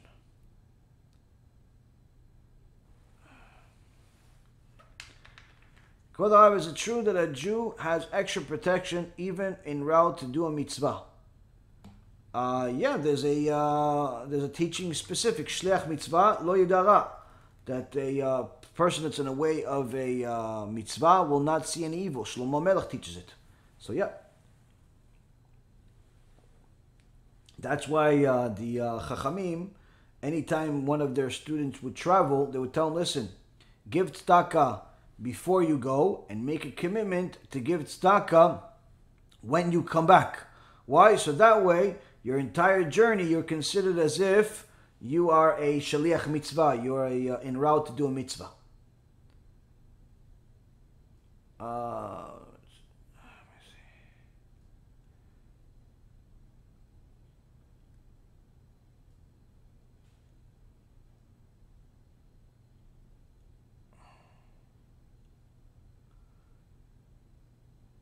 I'm learning, Rabbi. I don't know all these things right now, right away. It's hard for me to be nice to people who aren't nice to others.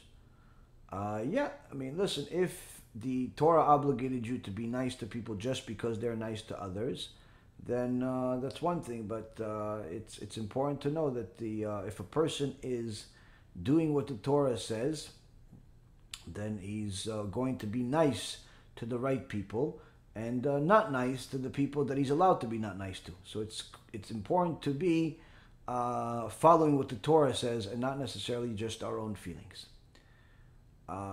Claire is asking, should Jews be creating a new religion for Gentiles when all they need to do is rank the 4 Gentile religions to declare Islam the most Noahide and Christianity the least? Well, first off, the Torah forbids anyone, including the Jewish people, from creating a new religion. There is only 2 things that are mentioned by the Torah that are permissible and welcomed by HaShem. The Jewish people being Jewish, and the rest of the world being righteous Noahites. That's it. Everything else is forbidden, whether it's Islam, or it's Christianity, or it's Buddhism, or it's anything else. Everything else is forbidden. Now, even though Christianity and Catholicism and Buddhism and the vast majority of the religions in the world are all idolatry, and Islam is not considered idolatry in the eyes of the Rambam and many other poskim, still, needless to say, Islam is a heretical religion that is full of violence, full of heresy and vulgarity that is forbidden by the Torah. So a person needs to know that following Islam is a sin. Following Christianity is also a sin. Whether one is worse than the other doesn't necessarily make that much of a difference, because both of them are going against the Torah. And we're not here to tell them that, oh, it's okay to violate Torah that way and not violate Torah that way. No, both are forbidden. If somebody wants to follow the Torah, they have to follow what Torah says and not what their heart says. Islam is a heretical religion that has a lot of misteachings of what the Torah says, where they say that Moshe Rabbeinu was related to Jesus because they say that Miriam, the sister of Moshe, was the mother of Jesus. Even though there's over 1,000 years difference between the two, the Quran makes such a childish mistake. Or that Haman and Paro were talking to each other, even though there's over 1,000-year difference between the two. And all types of things that they say. Plus, again, like I said, the Quran teaches violence, and if somebody doesn't want to believe that and thinks that the Quran teaches peace, they're simply fooling themselves, because you just simply look at the society at large, you look at the world at large, you look at the teachers and what they teach. They, unfortunately, many of the teachers in Islam are preaching violence. You can say not all of them, and you'd probably be right, it's not all of them, but there's enough being taught, even in our own backyard here in Florida. There was an article that came out just a couple of days ago of a Islamic teacher that is literally teaching his followers in America, in Miami, Florida, to get ready to kill Jews. Get ready to be a martyr, to kill Christians. Get ready to kill everybody that's not Islamic, that's not following the Muslim religion and so on and so forth. To be a martyr, because everybody else is this and everybody else is that. The only thing left for us as a Muslim nation is Islam. They fought us in every single thing. They took away from us every single thing. Who are they? The disbelievers, the West, the Jews and the Christians. This is history. They took every single thing that we can rise because of. They took. But the only thing they fail to take is Islam. And don't ask if they have tried. Oh, they've been trying from the first moment. Palestine is the land of Islam. The land of Islam. And we will take it back. And we would like to thank you for all your settlements, because then we will find housing when we get back there. Thank you very much. Because you will be running away like mice. Every Muslim, true Muslim, should talk to himself about dying as a martyr for the sake of Allah. The Prophet ﷺ said, who does not do that is a munafiq. Can you imagine? There is nothing higher than to die for what you believe. Huh? But they make people, subhanAllah, they make people heroes because they died for what they believe. But only when it comes to Islam, our martyrs become terrorists. They come to talk to you about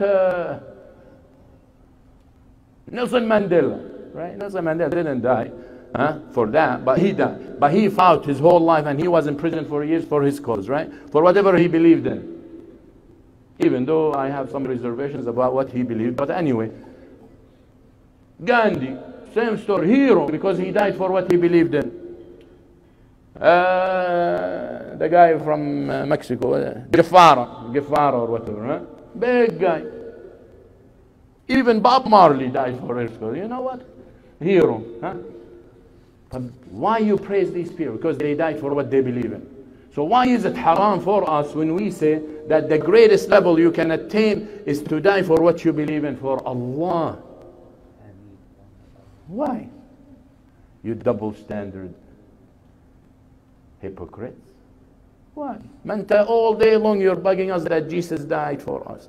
وبعدين نيجي قال سلام وتطبيع و normalizations و they're good people, and are you crazy? You fools, that's what you are. You sold your deen and your people and your aqidah and your nations and your nationalism, and you stand for nothing because you're a loser. You have nothing to stand up for. So you seek your honor from others. And for who you go to? إخوة القردة والخنازير. Huh? The offspring of pigs and apes. That's what you seek your honor from.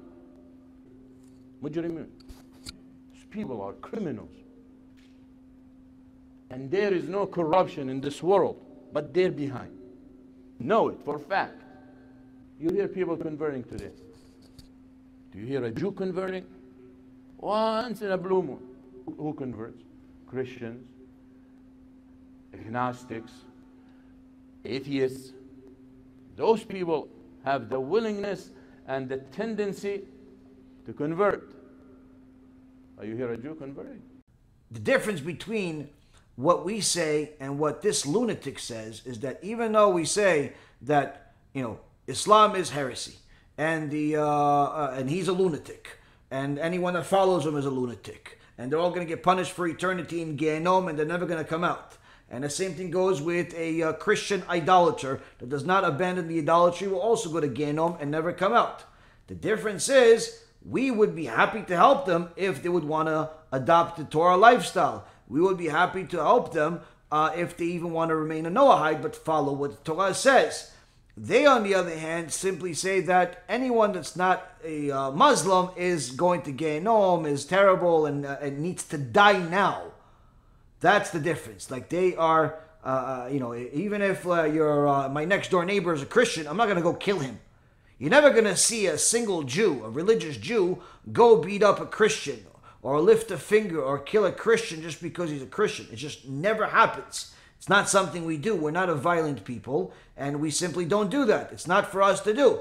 But you will see the Christians kill millions of Jews throughout history, and you will see the Muslims kill millions of everybody throughout history. Why? Because their teachings are man-made, and they advocate violence because that's what men want. Men want violence and domination and so on and so forth.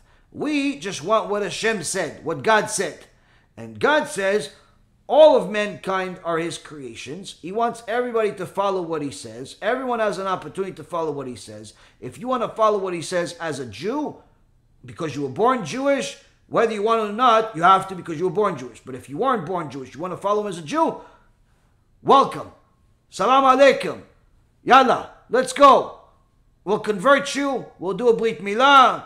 Yalla, you're one of us, and in fact, we're obligated to love you more than we love fellow Jews that are natural born. Why? Because that's what the Torah says.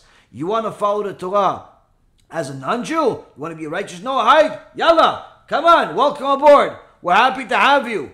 Come learn Musar with us. Come learn commentary about the Tanakh with us. Come learn how to become a better human being and bring light to the world.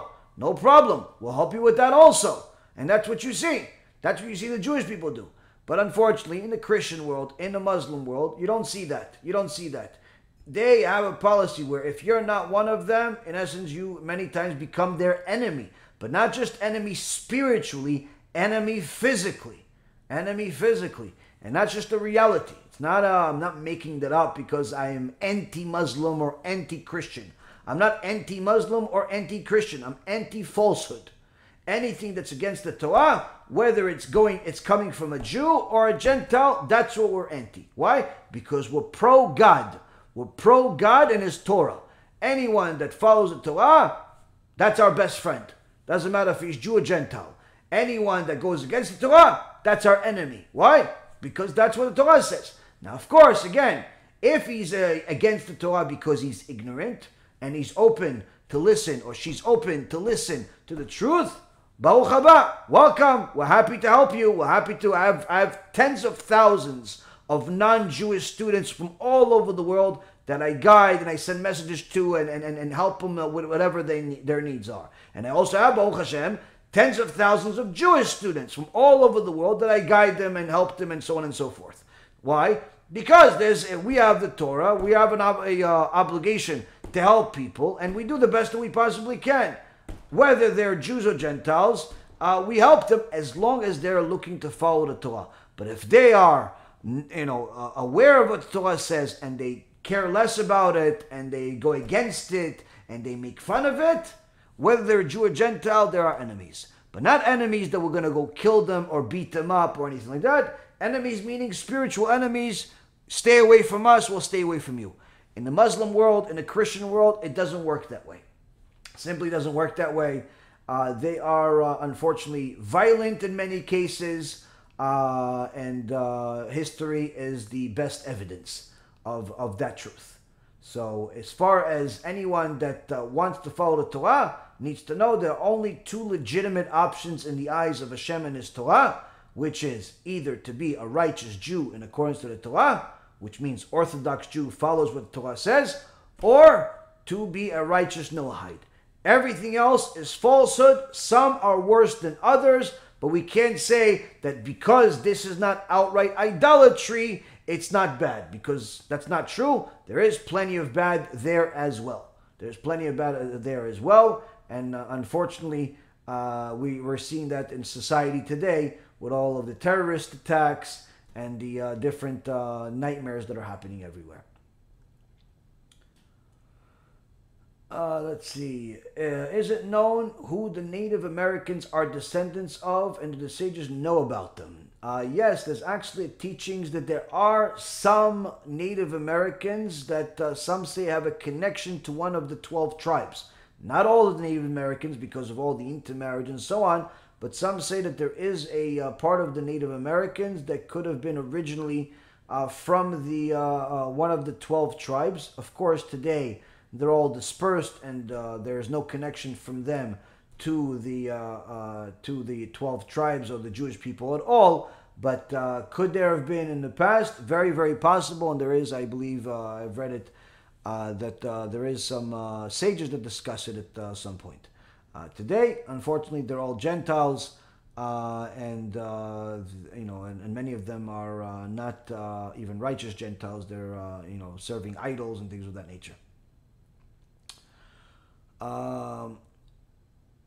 Why would any Gentile want to be rabbinically guided Noahide unless they are Islamophobes? Oh, this is the same person? Listen, you're obviously a Muslim person and you're trying to missionize in a Jewish thread. This is also one of the biggest differences between the Jewish people and the rest of the people. You're never going to see me or any other Jew that's observant of Torah and mitzvot go on a Muslim thread, a Muslim website, or a Christian website, or a Christian video, and start missionizing for people to become Jews. You're never going to see that.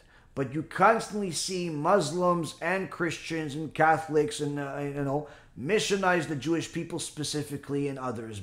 Stick their nose where it doesn't belong. Why? Because it's like filth always wants to have, to grow. It wants to grow because it's cheap. So that's where it goes everywhere. When you have something expensive, you don't disperse it everywhere. But in the Muslim world and the Christian world, because they all know that they need other people in order to justify their false beliefs, they just want to go everywhere and they want everyone to infect everyone with their poison. Am Yisrael welcomes people that want to come on their own. We don't go and missionize.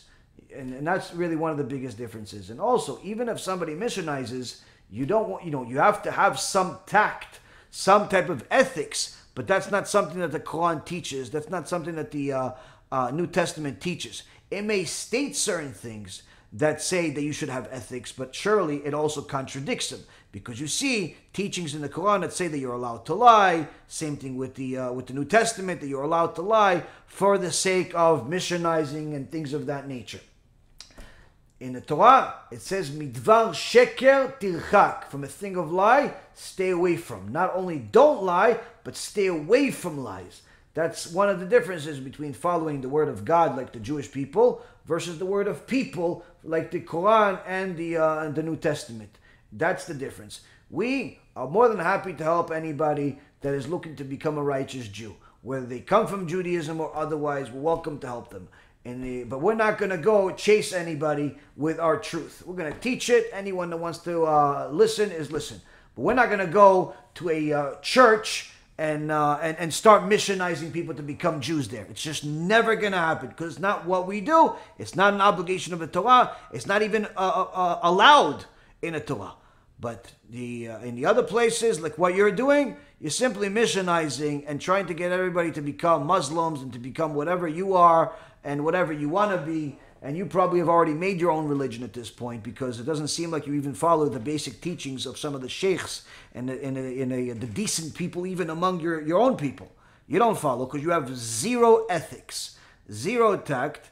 And that's unfortunately a reason why I said that the vast majority of the teachers in Islam do not teach things appropriately. They teach violence, either spiritually or physically or both. And this is exactly what you're doing, just like Christian missionaries do. There's no difference between you.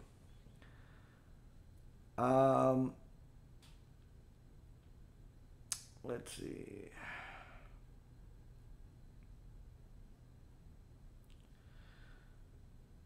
So is it okay to call people out when I feel they're doing something wrong?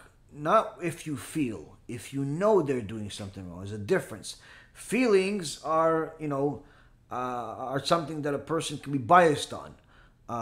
You may feel that somebody is doing something wrong because he's doing something wrong to you, but he may be doing something wrong, something right for himself and for the rest of the world. So it's not about feeling, it's about knowledge, which is, what's knowledge? What does the Torah say? Torah says what he does right in accordance to the Torah or wrong according to the Torah. If it's right according to the Torah, it must be right for you also.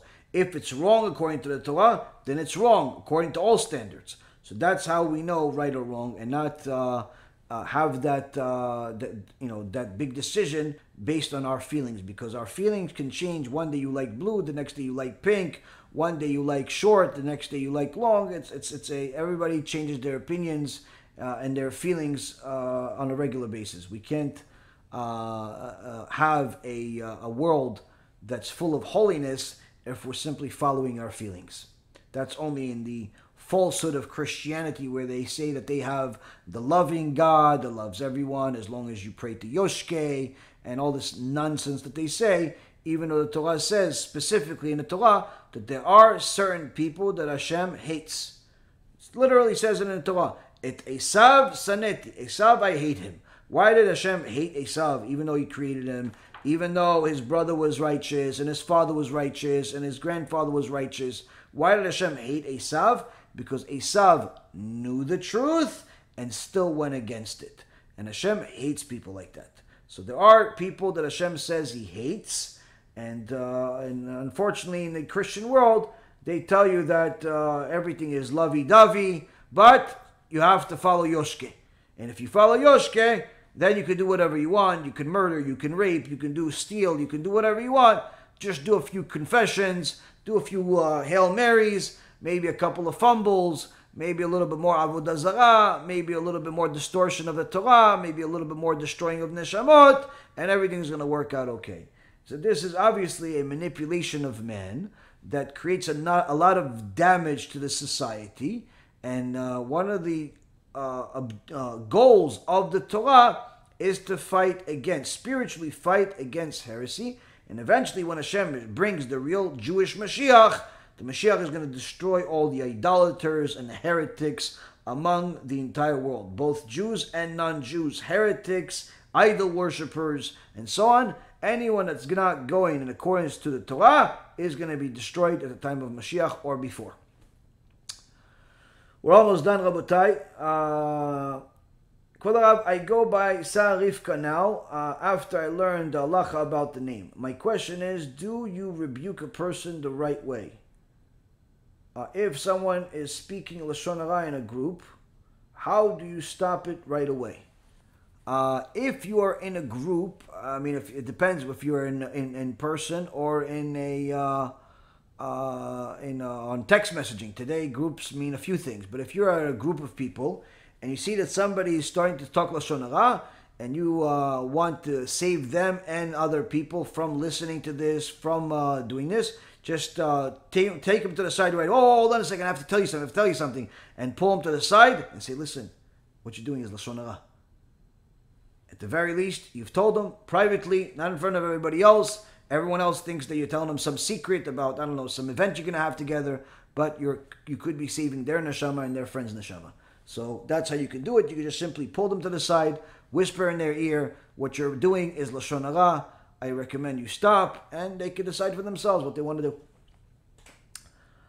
Next question. What's the difference between Rabbi Shimon Bar Yochai having or could have kapara for us versus the Christian depiction of JC having a kapara for the non-Jews?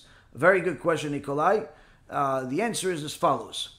It's not just Rabbi Shimon Bar Yochai that can have a kapara, but actually the Gemara says in many places that righteous Jews in general, tzadikim, can die for the sake of saving the rest of the Jewish people in the world, some of them including even wicked people, giving them more time.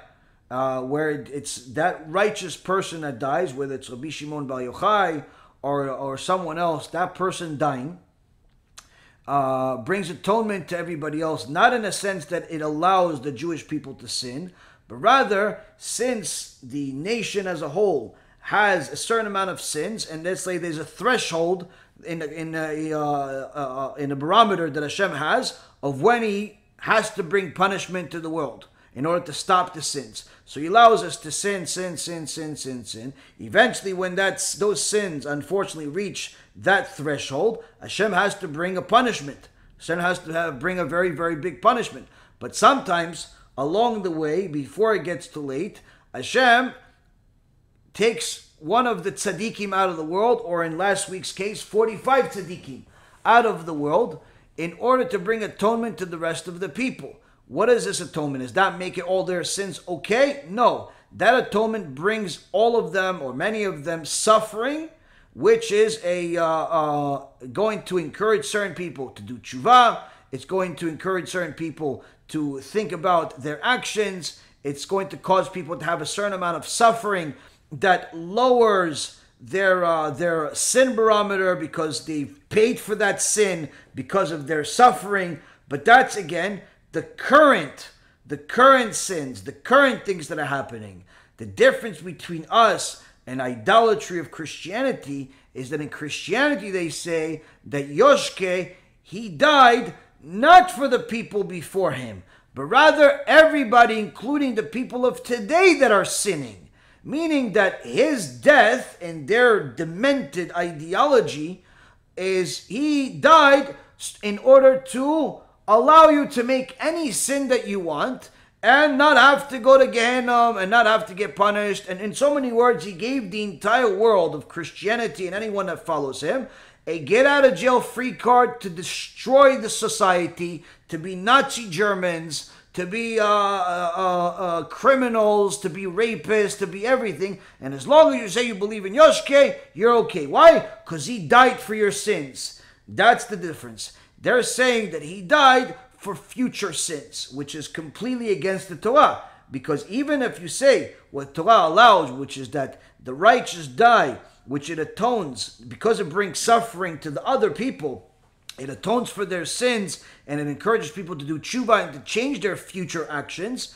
In Christianity, they're saying that he died, and he is in essence dying for the sins that you're going to make after he died already for 2,000 years. Not during his life, not during his generation. He died, and that's somehow helping somebody today that decides to rob a bank and kill a few people. That's going to help him not go to Gehenna, according to them. Why? Because he died for you. So in so many words, if I were a Christian, chas v'shalom, or any Christian out there, what should they do? Kill everybody, destroy everybody, and just say, I believe in Yoshke. Why? Because that's what the religion teaches. Hence the reason why the Nazis, many of them were actually Christians and Catholics. They consider themselves very religious, even though they were killing millions of Jews and non-Jews, as if it was simply animals. They did it in the name of their religion. Martin Luther, Imach Shimo v'zichro, in the name of Christianity, wrote a book called The Jews and Their Lies, completely lying about the Jews himself and advocating for the death and destruction of the Jewish people that many of the Nazis of that day and even today learned from that book of Martin Luther. Not Martin Luther King that lived in the last 100 years, but rather Martin Luther, the Rasham Erusha from a few hundred years ago. But his wicked teachings was in essence a version of Christianity. A version of Christianity. He was a religious Christian, if you will. Again, you're going to say, yeah, but there's different types of Christians, and there's different this, and there's some really nice ones, some really bad ones, and you'd be right. There are some really nice ones and some really good ones, but that doesn't make their beliefs in Christianity valid.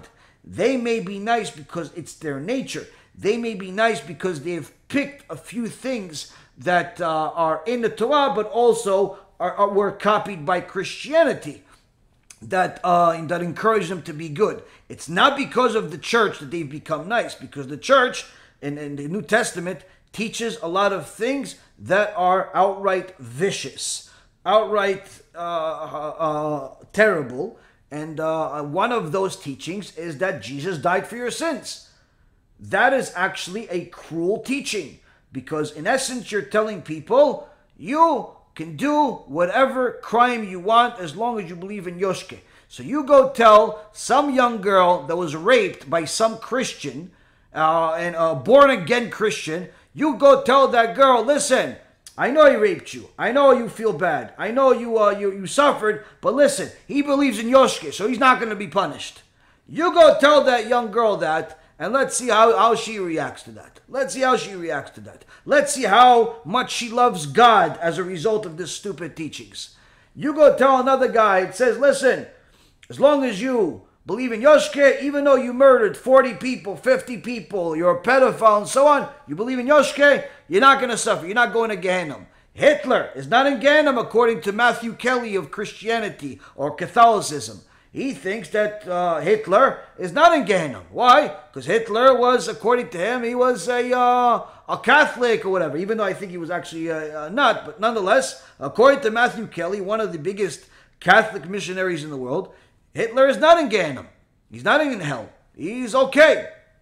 So why? Because again, they teach a cruel teaching, which is giving people an open season ticket to do whatever they want and simply rectify the crimes by saying that they believe in Yoshke. It's an insult to humanity's intellect to believe such a thing and to preach such a thing, and it's also cruel. It's cruel. But unfortunately, many people are tempted by it because it allows you to live a life like an animal, where you can do whatever you want, you're free to do whatever you want, with no responsibility, with no ramifications, and unfortunately, that's what happens. That's what you see. Some of the most horrific stories in society today coming from the church and the pedophilia and so on. That's not to say that we don't have in the Jewish religion also some criminals that pretend to be righteous. But I'm not talking about that. I'm talking about people that are still viewed as righteous, even after they're shown as criminals. Even after they're shown as criminals. In fact, the Pope himself is now practically saying he's okay with homosexuality, which is a desecration of the so-called Old Testament that he believes in. They're changing things whenever they feel like it. Why? Because again, their belief is that you could do whatever you want. You could do whatever you want. And if you could do whatever you want with your actions, you could just say some Hail Marys, you could just give some money, you could just do whatever you want. And as long as you believe in Yoshke, everything is okay. If you can do that with that, then you could do that even with the New Testament itself. You understand? So it's a cruel belief system that anyone that really thinks about it gets to the conclusion, this does not make any sense. It does not make any sense that Moses and Hitler are both going to be in heaven. It does not make any sense that the righteous and the wicked are both going to be in heaven just because of a single event, just because of a single act, just because of a belief in a certain person that died and suffered 2,000 years ago. It doesn't make any sense that someone that serves God their whole life with sacrifice, with toil, with learning, with action, is going to be in the same place as somebody that murdered, raped, and had abortions. Doesn't make any sense. Why you're saying he's going to be there because he believes in Yoshke? Doesn't make any sense. Anyone that's intellectually honest will get to a conclusion it is not possible to believe in the New Testament. Not just not possible to believe in Jesus. That's a completely different story. It's not possible to believe in the New Testament. And that's the whole thing. Whether somebody wants to believe that Jesus existed or didn't exist is a completely different story, because really all the people that wrote the New Testament were not alive at the time he was not alive at the time they wrote the New Testament about him. So none of the people that actually wrote about Jesus ever met him. But that's a different point. People want to believe fantasies. Fine. But when it comes to the actual New Testament, the teachings of somebody dying for your sins, but not the sins that you made at that time or the sins you made before he died, but rather the sins that you're making 2,000 years after he died, meaning he already suffered in a future, and you're going to say, no, that you're only going against it because you're limiting God. You're saying that God can't suffer for our future sins. Anyone that says that is simply spiritually stupid, and intellectually dishonest. Why? Because they know that they themselves would not allow such a policy in their own household with raising their kids. It simply wouldn't happen. One of their kids breaks something, steals money from the parents, does something terrible, and say, oh, you're punished. No, Mom, no. I already died for, Jesus already died for my sins, so you can't punish me. I already suffered for this. 2 years ago when you punished me and you put me in a corner, I already took into account that I'm suffering for the punishment that you're going to give me now for stealing and doing all the crimes now. No one would tolerate such a stupid thing. In society, somebody murders somebody, they arrest them, they want to give him a death penalty. He said, no. You guys already did something bad to me 15 years ago when I did such and such, and you guys put me in central bookings for 2 days, and I already took into account back then that I'm suffering for the sins that I'll make in the future. Who would accept such a stupid belief? No one, except someone that is looking to run away from their obligations to God. Someone that doesn't want to do what God says, doesn't want to serve God like God said to do it, is going to run to Christianity and to anything remotely close to it that absolves you from any responsibility whatsoever for your actions. No responsibility. Why? Because you could just simply say, I can do whatever I want as long as I believe in Yoshke. And of course, every Christian is going to tell you, no, that's not really true. You can't really do what you want because the New Testament tells you to do good things. And if he hits you in the right cheek, give him the left cheek and all types of other nonsense. Bottom line, tachlis. What does the New Testament say in the end? Perform a crime, as long as you believe in Yoshke, he'll save you. That's what it says. Bottom line. Forget about all the mumbo jumbo in the middle. Bottom line, you believe in Yoshke, they believe you go to heaven. Which means Hitler, according to them, is in heaven. Osama bin Laden, in heaven. Haman, in heaven. The biggest pedophiles in history, heaven. All of them in heaven, as long as they believe in Yoshke. That's what they believe. That is intellectually dishonest. It is cruel. And unfortunately, it is running rampant with over 2 billion people following it. Not because they're all stupid intellectually, but because they're intellectually dishonest. Dishonestly intellectually. And unfortunately, they're running away from their real responsibilities in life.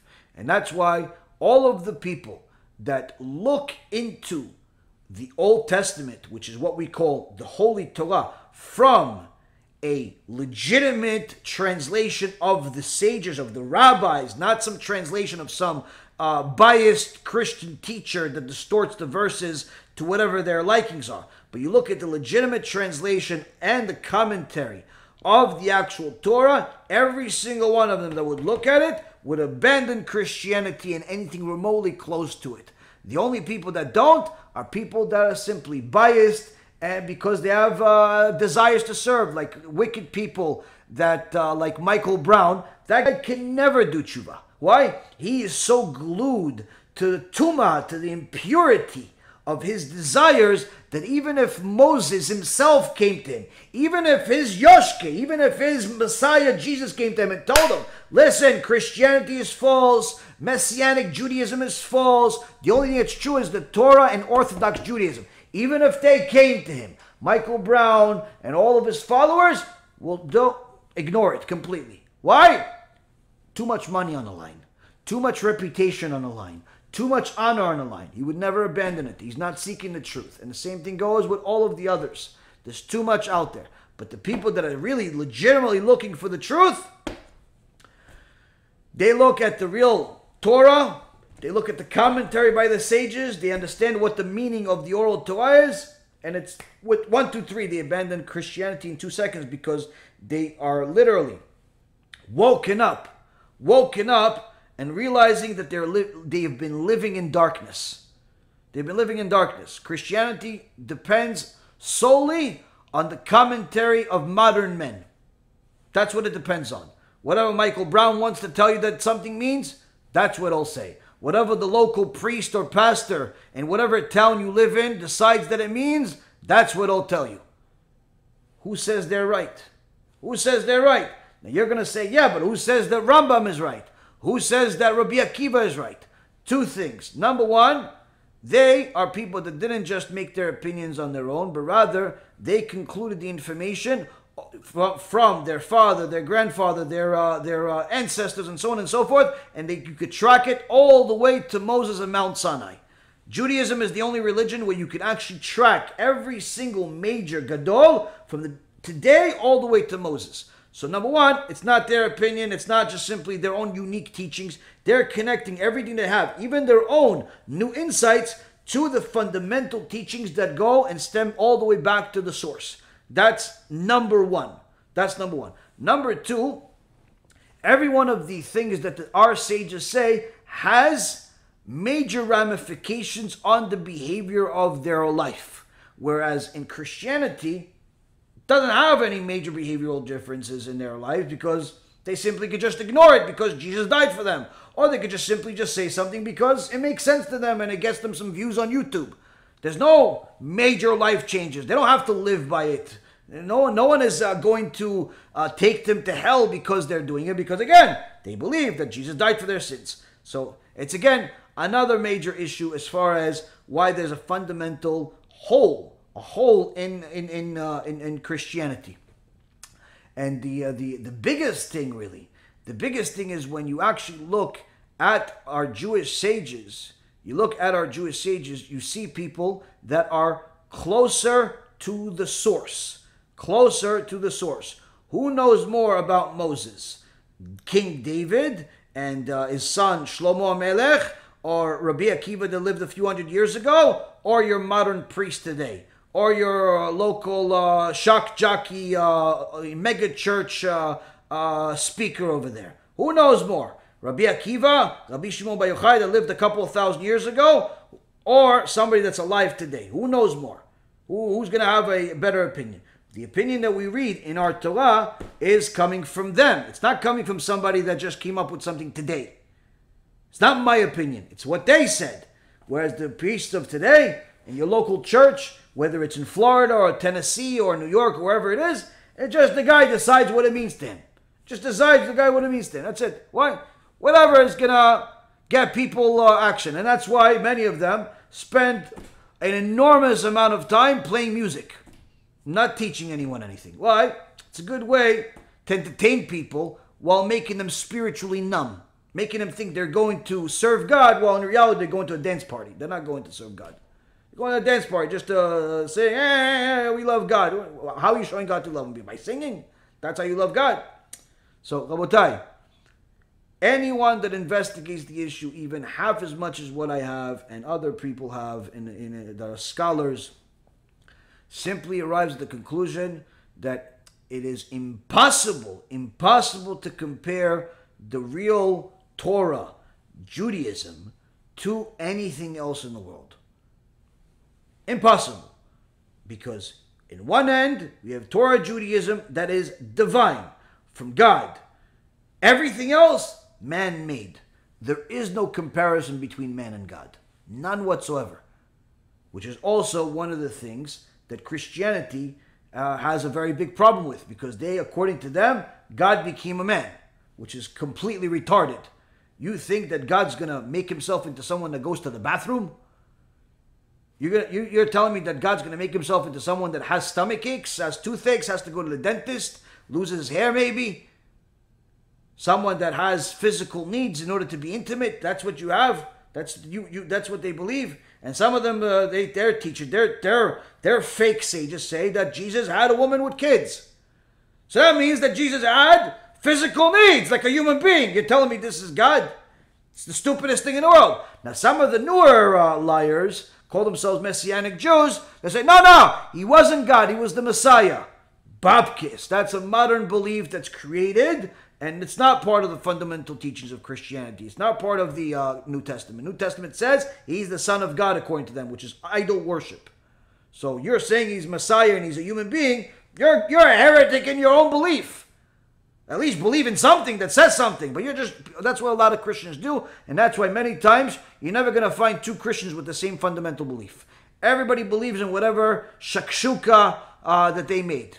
Whatever, salad they make. Everybody has their own belief. Why? Because no one has any idea what the truth is. None whatsoever. All they know that's true is that it allows them to fulfill their desires. It allows them to do whatever they want. And that's unfortunately why you have the vast majority of the world going towards those types of religions.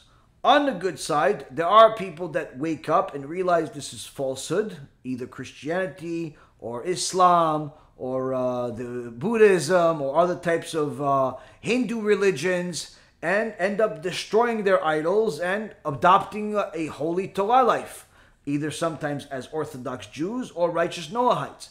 And we have countless people from around the world that have converted to Judaism and want to convert to Judaism, both from Islam and from Christianity and Catholicism and Hindi and so on. From every religion, Baruch Hashem, we have people that are adopting the Torah, not because I'm such a well-spoken speaker and such a convincer, but rather they convince themselves by simply deciding to listen to both the lie and the truth and then decide what they want to go with. And they decide to go with the truth, even though the truth limits them, restricts them, obligates them, and even threatens them. Nonetheless, they choose to go with the truth, and that's why they'll be praised, and that's why they'll be rewarded, and that is the major difference between living the truth and making sacrifices for the truth versus pretending to sacrifice, but in reality causing a disaster in the world. With that being said, Rabotai, I really appreciate all of the questions. I think that we're going to have to call it tonight. I have another lecture that I have to do in Hebrew in a little bit, so I have to gain a little bit of strength. I do appreciate you guys learning with me. Be'ezrat Hashem, we will continue learning. Hopefully this shiur will have good enough volume for people to enjoy it, share it, and learn from it, and get other people to learn from it, so we can bring more blessing to Am Yisrael, more blessing to the world, more blessing to our holy Torah and sanctifying Hashem's name. Again, I remind everybody, please, please, do us a favor, do yourself a favor, do the world a favor. Get yourself some of these cards to give out in your community, and at least give people an opportunity to see what the truth is, to see how someone that was a nobody somebody, someone that was a nobody in the real world but a somebody in the material world, Wall Street, can turn their life around and accept God and accept the entire Torah and be okay. And in fact, much more than okay. Also learn about the consequence of going against the Torah. Consequence of going against the Torah and following the teachings of immorality and complete freedom like animals and so on. And anyone that watches our Tikkun HaBRIT movie will understand there is a major problem in society today where you have more rape, more incest, more pedophilia, more shootings because of pornography addiction today than any other time in history. So the only cure for the pornography addiction and epidemic in the world is the holy teachings of the Torah that's discussed in this movie. It's a free movie to watch, doesn't cost anybody a penny. All you got to do is do them a favor and get them to watch it by simply putting it in their mailbox or in their door or in their synagogue or in their kosher food store or supermarket or whatever it is. Get people to watch this. It's not enough to just share the links anymore. We have to do more. Why do we have to do more? Because apparently what we were doing still got 45 tzadikim out of the world. So we all have to do more. Whatever we're doing, all of us have to pick up the ante. If you were learning an hour of Torah a day, you now have to learn 2. If you are doing kiruv with one person, now you have to do it 2 or 5. If you were giving 1% tzedakah, now you have to give 2. You're giving 10%, now you have to give 20 or 15 or 12. Every one of us has to do more, because apparently whatever we were all doing is simply not enough. It's not enough. We need to bring more truth to the world, and if we do constantly bring more truth to the world, that will be at the very least a public rebuke to the naysayers, a public rebuke to the haters, a public rebuke to the heretics, that at the very least will put our nation in a better position so we don't lose any more tzadikim. Be'ezrat Hashem, each one of us will do more in this week, in the following week, and we'll talk very, very soon. Kol tu b'cha v'atzlacha, Baruch Adonai le'olam, Amen ve'amen.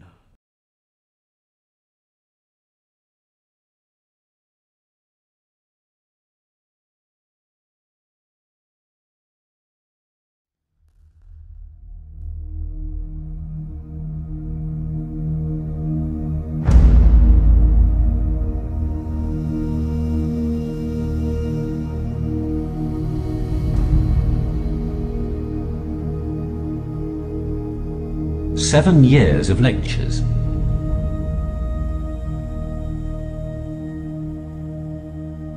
Seven months of film editing.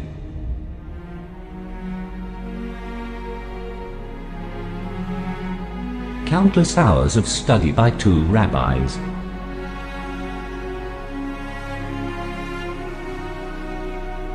Information we received over 3,000 years ago. All for this moment.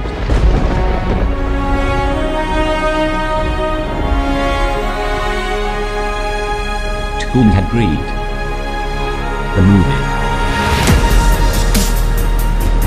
There's a small member in your body. It shouldn't take over your whole life.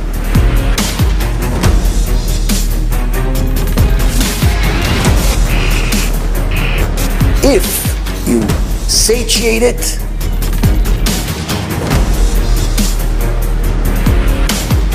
you're never going to have enough.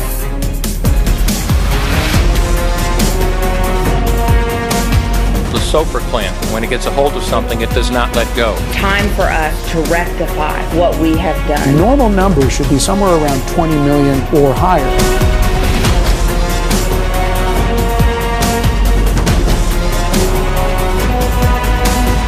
You're never going to have control of it.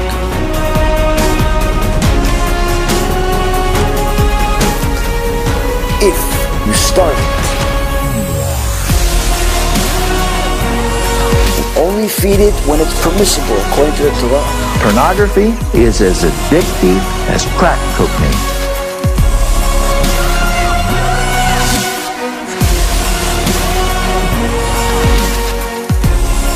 You're always going to be happy, including this world and the next. Baruch Adonai Le'olam, Amen.